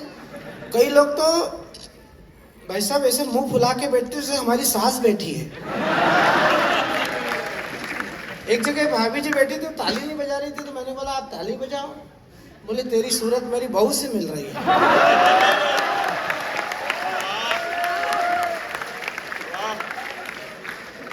बस मूंछ का अंतर है। तो उस समय मैं क्लीन शेव रहता था, तो मैंने कहा मूंछ का अंतर है, मेरे तो मूंछ है ही नहीं। बोले नहीं मेरी बहू की है।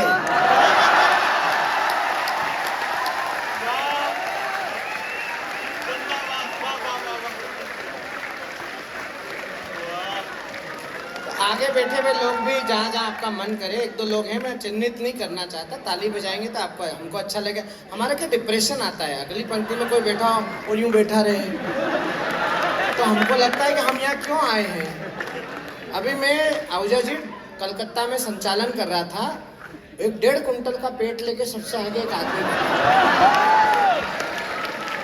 और वो बैठा उससे 1.5 फीट आगे उसका पेट बैठा। तो मैंने उससे कहा, मैंने कहा भैया तुम ताली नहीं बजा रहे। तो बोले हम ताली क्यों बजाएं, हम तो पैसे वाले लोग हैं, हमने पैसे वाले लोग रख रखे हैं, वो ताली बजा रहे हैं। इनके यार भारी पैसे वाला है, इसने ताली बजाने के लिए लोग रख रखे हैं, बताओ।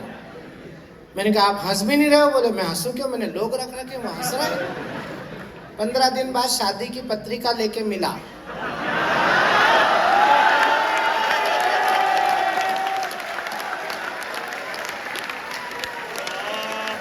आप लोग समझ गए।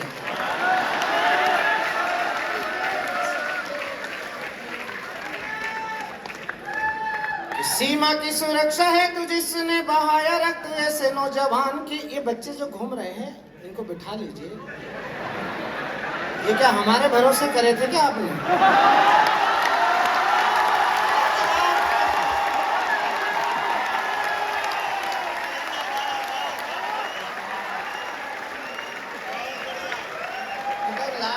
छोड़ दिए, अब हम इनको संभालें कि इनको संभालें?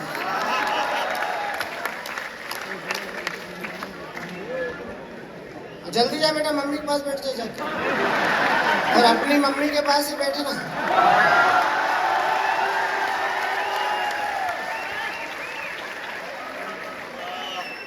हाँ बच्चे अब बच्चे नहीं रहे, अब बच्चे बाप हो गए।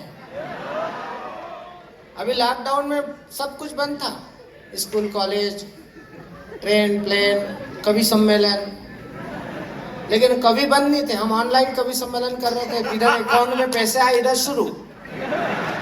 वो खर्चा आधा, ऊपर केवल ये कुर्ता जैकेट और नीचे बरमूडा।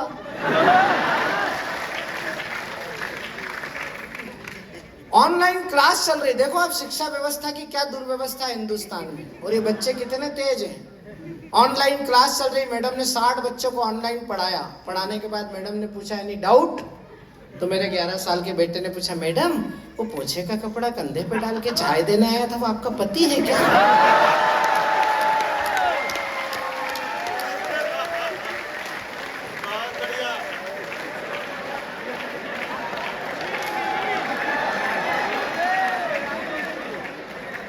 भैया तुम इसको रोक लेते तो ये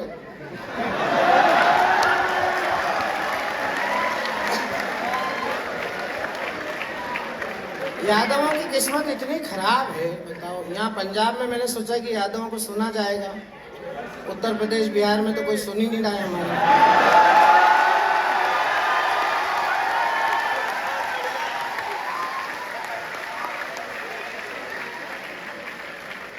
आनंद तो मुझे इन दोनों को सुनाने में आ रहा है। हमारे जो बुजुर्ग यहाँ दंपति बैठे हैं, जिस सब तरह से वो हंस रहे हैं, आज आहूजा जी हमने कुछ करा हो ना करा हो, आपने कुछ करा हो ना करा हो, लेकिन आज हमने अगर इन बुजुर्गों को हंसा दिया तो समझ लीजिए कि हमने चारों धाम के तीर्थ कर लिए। एक बार इस बुजुर्गों के सम्मान में।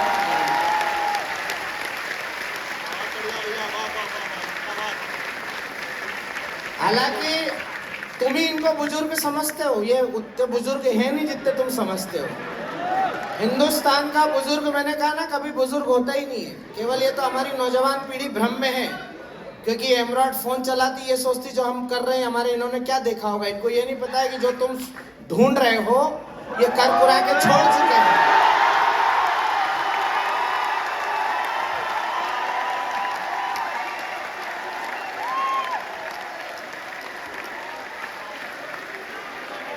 मेरे घर के पास में एक 90 साल का आइटम रहता है। मैं एक दिन गया कवि सम्मेलन से लौट के, तो मैंने कहा इन्हीं का आनंद लो। तो मैंने उनसे पूछा, मैंने कहा दादाजी इतने बड़े परिवार में दादी के साथ जिंदगी निकाल दी, कभी दादी से मिलना होता था तो क्या करते थे? उस समय तो मोबाइल थे नहीं। बोले बेटा मैं हरिद्वार से घंटी ले आया था, जब भी तेरी दादी से मिलना होता था तो घंटी बजाता था, तो दादी आ जाती थी। तो मैंने कहा तो वन वे ट्रैफिक है, अगर दादी को मिलना हो तो बोले बेटा वो तो हर आधे घंटे में आके पूछती थी कि घंटी बजाई क्या।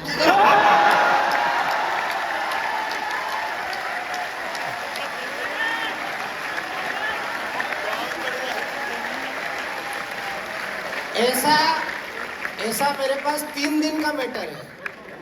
3 दिन तक मैं सुना सकता हूँ, लेकिन अभी मुझे 5 मिनट सुनाना है, फिर हमें बड़े शायर को सुनना है। मैं थोड़ा सा वातावरण आपसे चाहता हूँ, बस चौथी पंक्ति पर मेरा साथ दीजिएगा।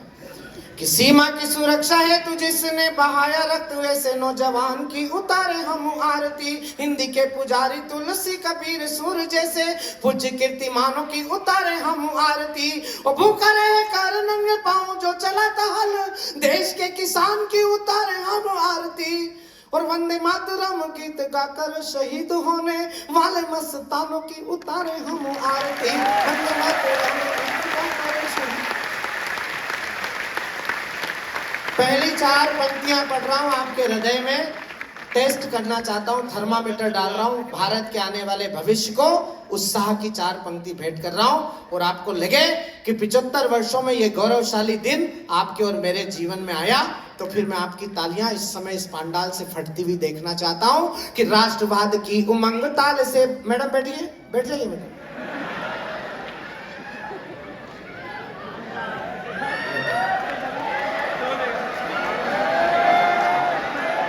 हमने तो रो रो के आंसुओं की झड़ी लगा दी, उस बेवफा ने घूम के छाता लगा लिया।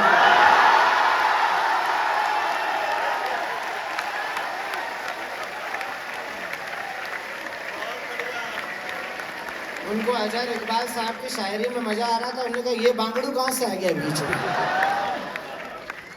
कि राष्ट्रवाद की उमंग ताल से बजी मृदंग, देखो राष्ट्रभक्ति वाला रंग गहरा दिया। राष्ट्रवाद की उमंग ताल से बजी मृदंग, देखो राष्ट्रभक्ति वाला रंग गहरा दिया। और ज्ञान विज्ञान खेल कला संस्कृति की तान, खूब सोना चांदी जीत वाला सहरा दिया।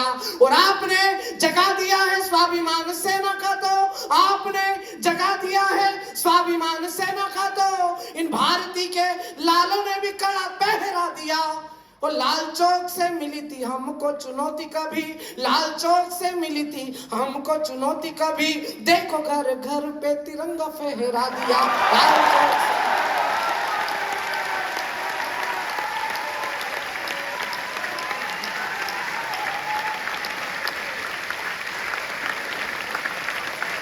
अजहर भाई ने सही कहा कि हम हिंदुस्तान और पाकिस्तान करते रह गए, लेकिन अजहर भाई इसमें एक लाइन और जोड़ना पड़ेगी कि हिंदुस्तान ने तो हिंदुस्तान कहा, लेकिन हमारे पड़ोसियों ने जो कुछ किया आज उनको उसका परिणाम भुगतना पड़ रहा है।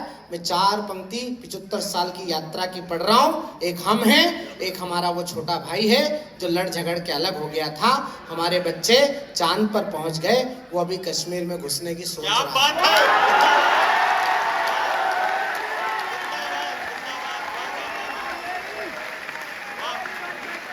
और ये छंद में मेरे छोटे भाई अजहर इकबाल को भेंट कर रहा हूँ कि वो आज हमारे बीच हैं। तो देखिए किस सम्मान के साथ इस जीवन को जी रहे हैं। मैं खुद आदरणीय शाद जी की उपस्थिति में, मेरे छोटे भाई अमन अक्षर के आग्रह पर और बड़े साहब आहूजा जी की उपस्थिति में 4 पंक्ति पढ़ रहा हूँ। सच पढ़ रहा हूँ। तो फिर 4थी पंक्ति पर मुझे आपका आशीर्वाद चाहिए कि छोड़ के गए थे, दिल तोड़ के गए थे, तुम मालिक नहीं हो, वहां सिर्फ मजदूर हो।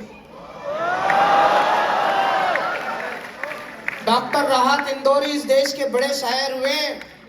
कोरोना ने उन्हें हमसे छीन लिया। मुझे बताया आदरणीय भाई साहब ने कि वो यहाँ आए थे। वो 19 दिन पाकिस्तान में रहे। एक बार मुशायरे में लौट कर आए तो मैंने जिज्ञासावश उनसे पूछा, मैंने कहा भाई साहब हम यहाँ पाकिस्तान के खिलाफ कविता पढ़ते हैं, हमारी जनता ताली बजाती है, हिंदुस्तान की पाकिस्तान की आवाम हिंदुस्तान के बारे में क्या सोचती है? तो डॉक्टर राहत इंदौरी ने मुझे एक शेर सुनाया था। वो कहीं जन्नत में आराम कर रहे हो, रमजान का आज पहला दिन है, मैं उनका स्मरण कर रहा हूँ। उन्होंने एक शेर सुनाया था मुझे, उस शेर से उन्हें याद रखिएगा पूरे जीवन। उन्होंने कहा था कि की थी बांट कर गलती, एक ही खानदान अच्छा था। आजकल लोग कराची में कहते हैं अपना हिंदुस्तान अच्छा था।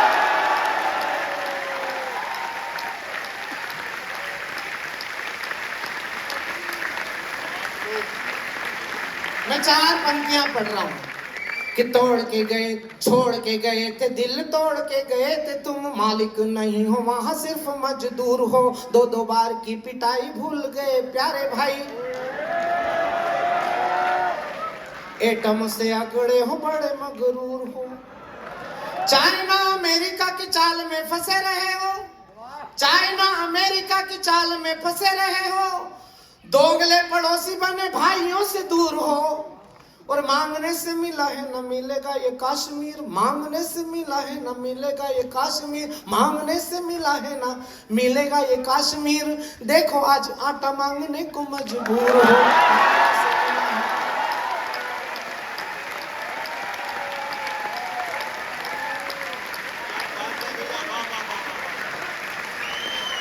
आप सबके भरोसे पे 4 पंक्ति और पढ़ दूं कि 47 में पूर्वजों से गलतियां जो हो चुकी थी, धारा तो हटा दी अभी और भी हटाएंगे। दोस्तों से दोस्ती निभाएंगे जिस शौक से, पर दुश्मनों के आगे कभी सर ना झुकाएंगे। वो सीमाओं पे सरेआम गोलीबारी कर रहे जो, सावधान पत्थरबाजों हाथ तोड़े जाएंगे।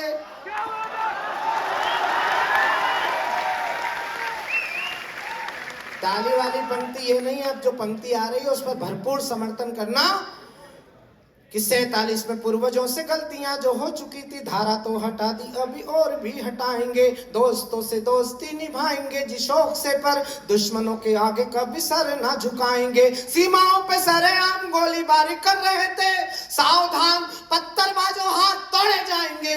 वो लाहौर कराची ढाका पिंडी जरा धीरे धीरे चप्पा चप्पा घाटी पे तिरंगा फहराएंगे।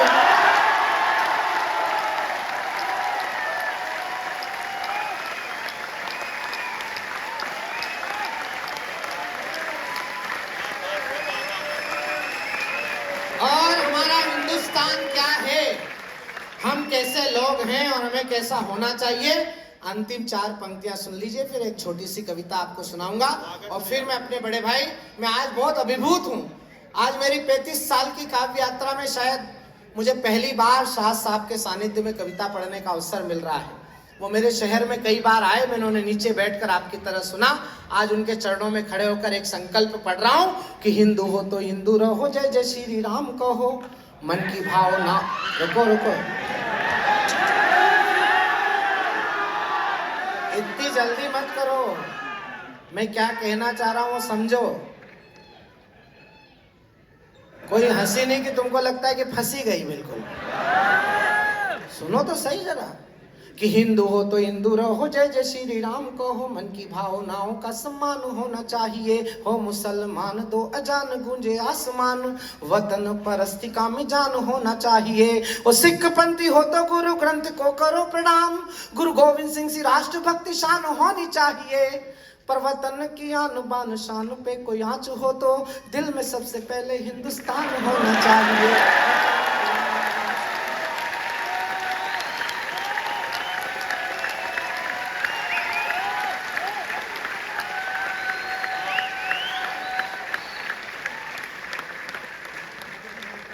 हमारे देश में कुछ लोगों को समझ में नहीं आ रहा कि देश क्या है। वो विदेश में जाके बताते हैं कि देश क्या है।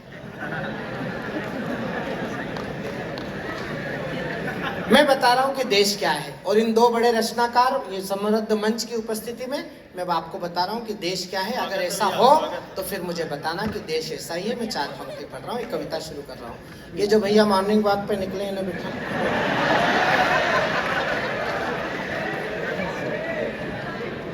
कि जियो और जीने दो की संस्कृति का देश महान, कि जियो और जीने दो की संस्कृति का देश महान। जीव दया का हमने दुनिया को सौंपा संज्ञान, जीना भी सम्मान जहां पर, जीना भी सम्मान जहां पर, मरना भी सम्मान।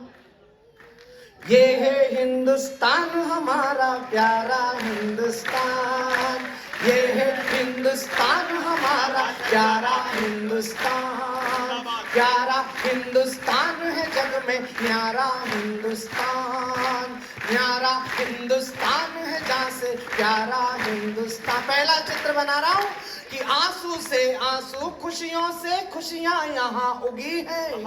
धड़कन धड़कन दया क्षमा सद्भावों बीच पगी है। क्या पूनम क्या हुई अमावस, हमने सबको पूजा।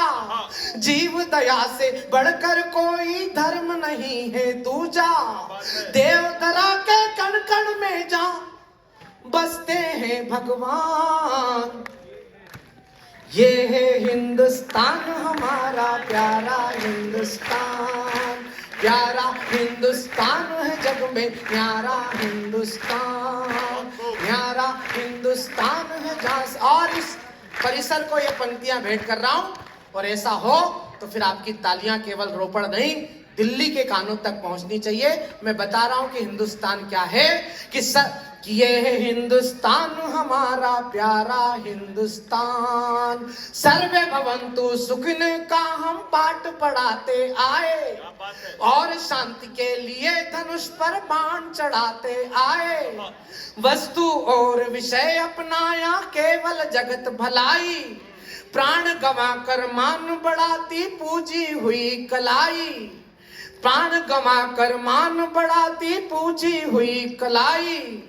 सर्वधर्म समभाव शांति का भारत है उपमान। ये है हिंदुस्तान हमारा प्यारा हिंदुस्तान, प्यारा हिंदुस्तान है जग में न्यारा हिंदुस्तान, न्यारा। आप जो पढ़ रहा हूँ वो पंजाब को समर्पित कर रहा हूँ, पंजाब की इस धरती को समर्पित कर रहा हूँ। यहाँ पर जितनी गुरु की पगड़ियां बैठी हैं उनके चरणों। गिलास पानी देना। बोले क्यों, प्यास लगी है? मैंने कहा नहीं, चेक करना है गला लीक तो नहीं कर रहा।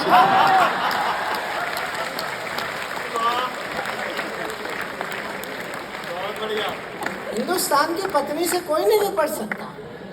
ये शादीशुदा लोगों की बहुत दुर्गति है घर में। तुम अभी सुखी हो कि माँ की गरम गरम खा रहे हो। हमारी पत्नियां तो रोटी बनाती है, पहली रोटी गाय की, आखिरी रोटी कुत्ते की। हैं क्या कर रहे हो? हम रात में 2 बजे कविता सुना के घर जाते हैं तो दोनों रोटी हमें को गरम करके खिला देते हैं।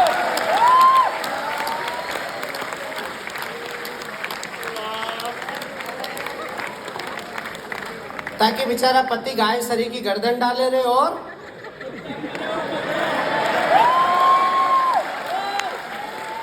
क्या श्रद्धा से ताली बजा रहे हो हमारे पतियों।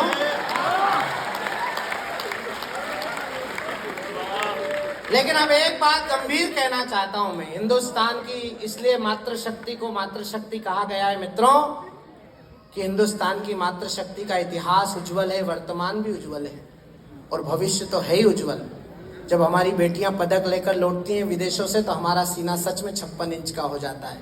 जिन जिन का हो जाता है वो ताली बजा सकता है।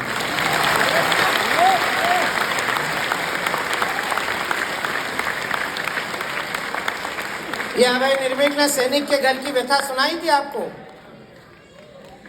28 साल का हेमराज जिसका शीश काटकर पाकिस्तान ले गया था। 2 सैनिकों के शीश काटे थे, एक मध्य प्रदेश का था हेमराज। कल्पना करना किसी परिवार में तिरंगे में लिपट कर कोई सैनिक आया हो और उसका सर ना हो तो उस परिवार का दुख कितना बड़ा दुख होगा।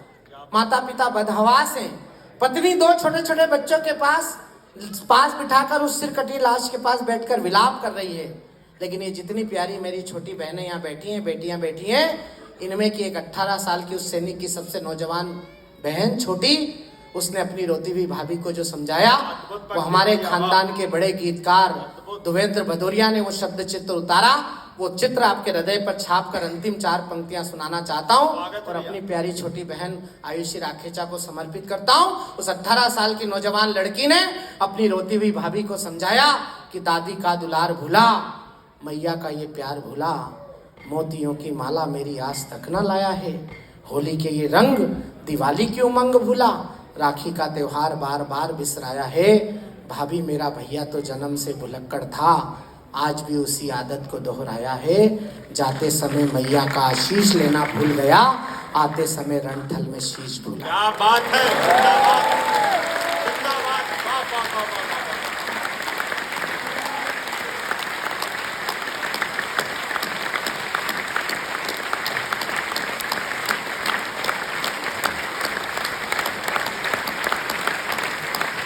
शीश काट कर महाड़ी ने रण में भेजी ज्वाला।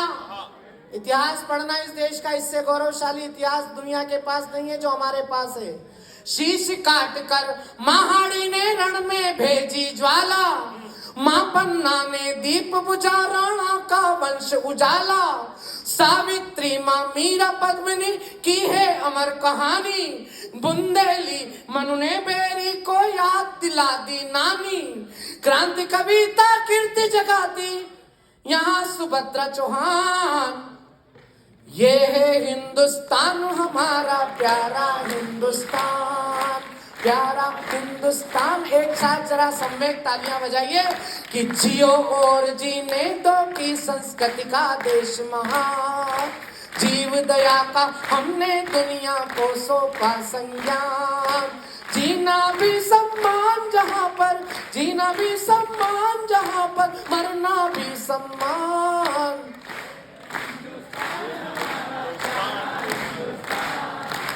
ये है हिंदुस्तान हमारा प्यारा हिंदुस्तान, प्यारा हिंदुस्तान है न्यारा न्यारा हिंदुस्तान, न्यारा हिंदुस्तान है वैसे प्यारा हिंदुस्तान।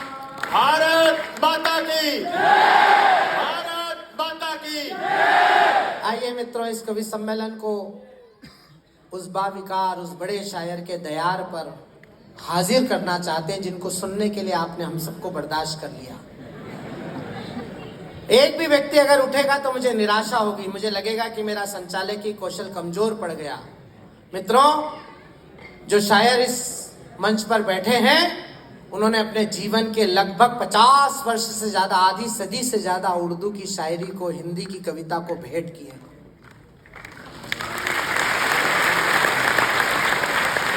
वो कवि, वो शायर फकीर बनकर से इतने प्यार से सब कुछ सुन रहे थे और आपका जोश देखकर मैं खुश भी हो रहा था और डर भी रहा था कि मेरा क्या हाल करेंगे। लेकिन अब आपकी संजीदगी का इम्तिहान है और मुझे आपकी समावतों पर पूरा भरोसा है कि आपने अभी तक सुना है और आप संजीदगी को भी उतनी संजीदगी से लेंगे और शेर को आप वहीं दाद देंगे जहां आपको समझ में आएगा। मुझे तालियां नहीं चाहिए, मुझे शोर नहीं चाहिए, अगर शेर आप तक पहुंचे तब मुझे दाद दीजिए, वरना खामोशी से सुनिए। मुख्तलिफ रंगों के कुछ शेर सुनाता हूँ, वक्त बहुत कम है। देखिए, एक मतला ये है, खुशियां देते देते अक्सर खुद गम में मर जाते हैं। वाह खुशियां देते देते अक्सर वाह। खुद गम में मर जाते हैं। रेशम बुनने वाले कीड़े रेशम में मर जाते हैं। जिंदाबाद। वाह वाह वाह वाह वाह वाह वाह वाह। क्या बड़ा शेर हुआ है बेटा। वाह वाह वाह वाह। फिर से भाई साहब, भाई साहब फिर से। खुशियां देते देते अक्सर खुद गम में मर जाते हैं। रेशम बुनने वाले कीड़े रेशम में मर जाते हैं। रफ्ता रफ्ता धीरे धीरे सब तस्वीरें धुंधली होने लगती हैं। शेर तक पहुंचिएगा, आपको मजा आएगा। रफ्ता रफ्ता रफ्ता रफ्ता सब तस्वीरें धुंधली होने लगती हैं। कितने चेहरे एक पुरानी एल्बम में मर जाते हैं।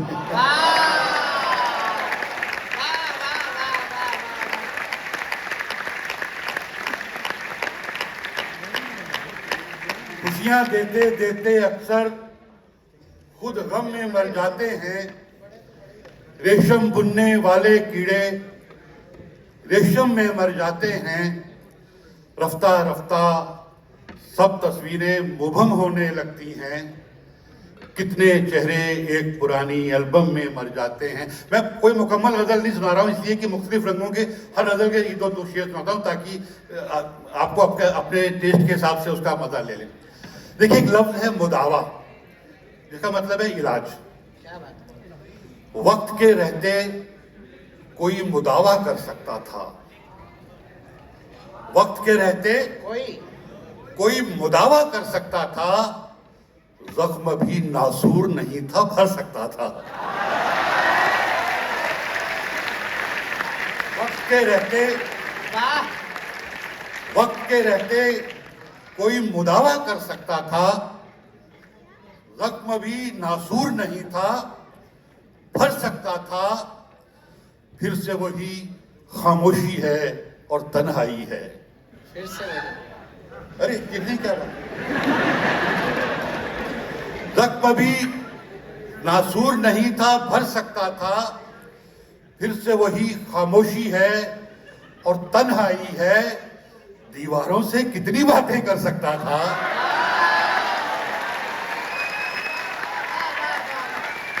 वाह। वक्त के रहते क्या बात है लड्डू। जिंदाबाद। वक्त के रहते कोई मुदावा कर सकता था। जख्म भी नासूर नहीं था, भर सकता था। फिर से वही खामोशी है और तन्हाई है। दीवारों से कितनी बातें कर सकता था। और एक बहुत ही नाजुक शेर आपके हवाले कर रहा हूं, सुनिए। क्यों बुझती आंखों में ख्वाब भरे थे तुमने। क्यों बुझती आंखों में ख्वाब भरे थे तुमने। मरने वाला आसानी से मर सकता था।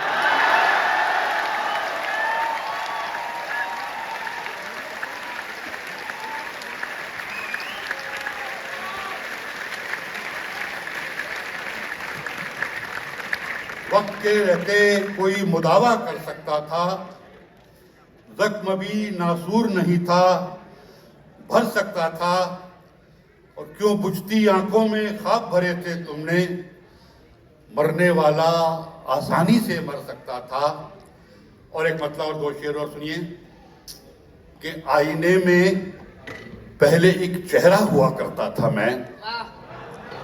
आईने में पहले एक चेहरा हुआ करता था मैं। ये मुझे क्या हो गया है, क्या हुआ करता था मैं।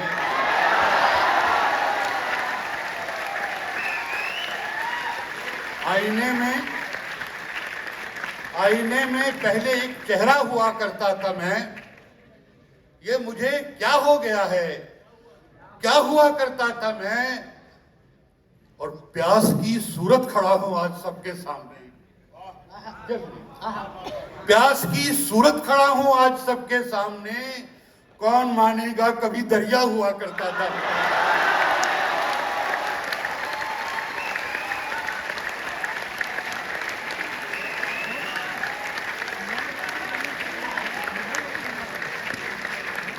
आईने में पहले एक चेहरा हुआ करता था मैं, ये मुझे क्या हो गया है। क्या हुआ करता था मैं, प्यास की सूरत खड़ा हूं आज सबके सामने, कौन मानेगा कभी दरिया हुआ करता था मैं। और ये शेर सुनिए, आपने माँ के हवाले से बहुत से शेर सुने होंगे, मेरा ये शेर सुनिए, ये मुझे क्या हो गया है, क्या हुआ करता था मैं, फैसले लेने पड़े जब खुद तो बूढ़ा हो गया। फैसले लेने पड़े जब खुद तो बूढ़ा हो गया, जब तलक जिंदा थी मां बच्चा हुआ करता था।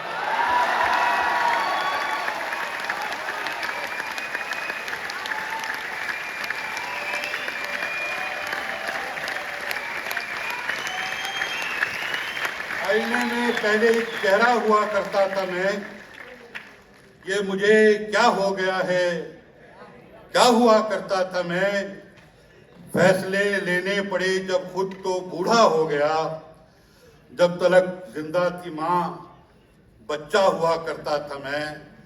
और देखिए साहब के आस हर नक्श में, ताबीर कहते हैं स्वप्न फल को, क्या बात। आस हर नक्श में कुछ रंग सजाने लग जाए, आस हर नक्श में कुछ रंग सजाने लग जाए, ख्वाब सोचें भी तो ताबीर सताने लग जाए। और शेर सुनिए, दस्तकों खोलता हूं मैं अभी दरवाज़ाए दिल, दस्तकों खोलता हूं मैं अभी दरवाज़ाए दिल, दर्द आया है जो पहले वो ठिकाने लग जाए।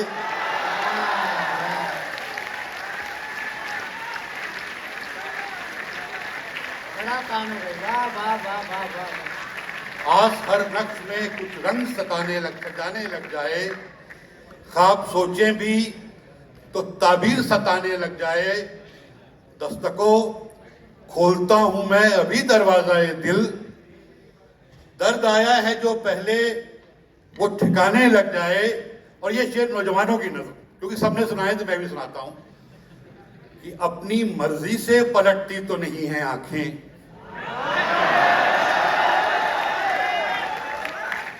अपनी मर्जी से पलटती तो नहीं है आंखें, क्या करें जब कोई चेहरा ही बुलाने लग जाए।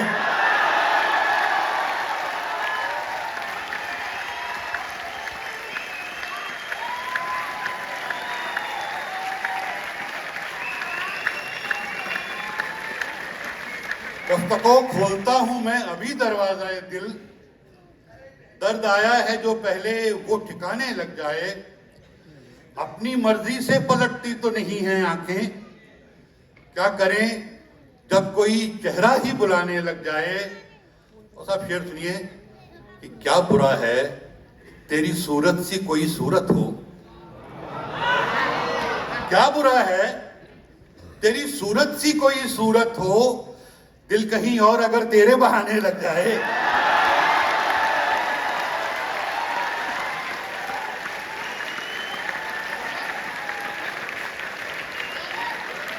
दस्तकों खोलता हूं मैं अभी दरवाज़ाए दिल, दर्द आया है जो पहले वो ठिकाने लग जाए, क्या बुरा है तेरी सूरत सी कोई सूरत हो, दिल कहीं और अगर तेरे बहाने लग जाए। और एक बहुत संजीदा शेर महसूस करिएगा कि मैं मिलाता नहीं बस्ती में किसी से आंखें, मैं मिलाता नहीं बस्ती में किसी से आंखें, फिर कोई अपनी कहानी ना सुनाने लग जाए।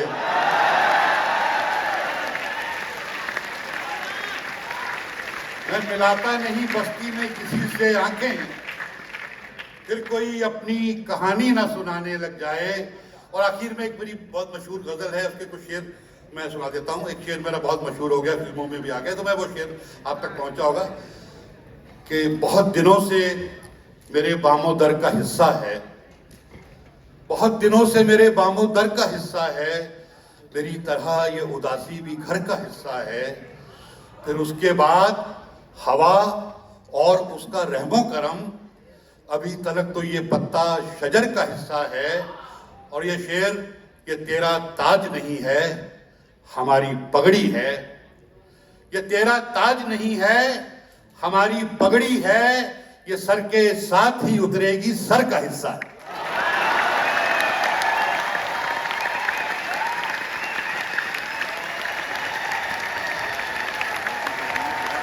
बहुत बहुत धन्यवाद। एक बार जरा जोरदार तालियां बजाकर साथ साथ का सम्मान करिए। आपको ये कवि सम्मेलन अच्छा लगा हो, इसी मोड़ पर फिर मुलाकात होगी। हम तुमसे मिले वक्त कटा शाद रहे, अब चलते हैं गुलशन तेरा आबाद रहे।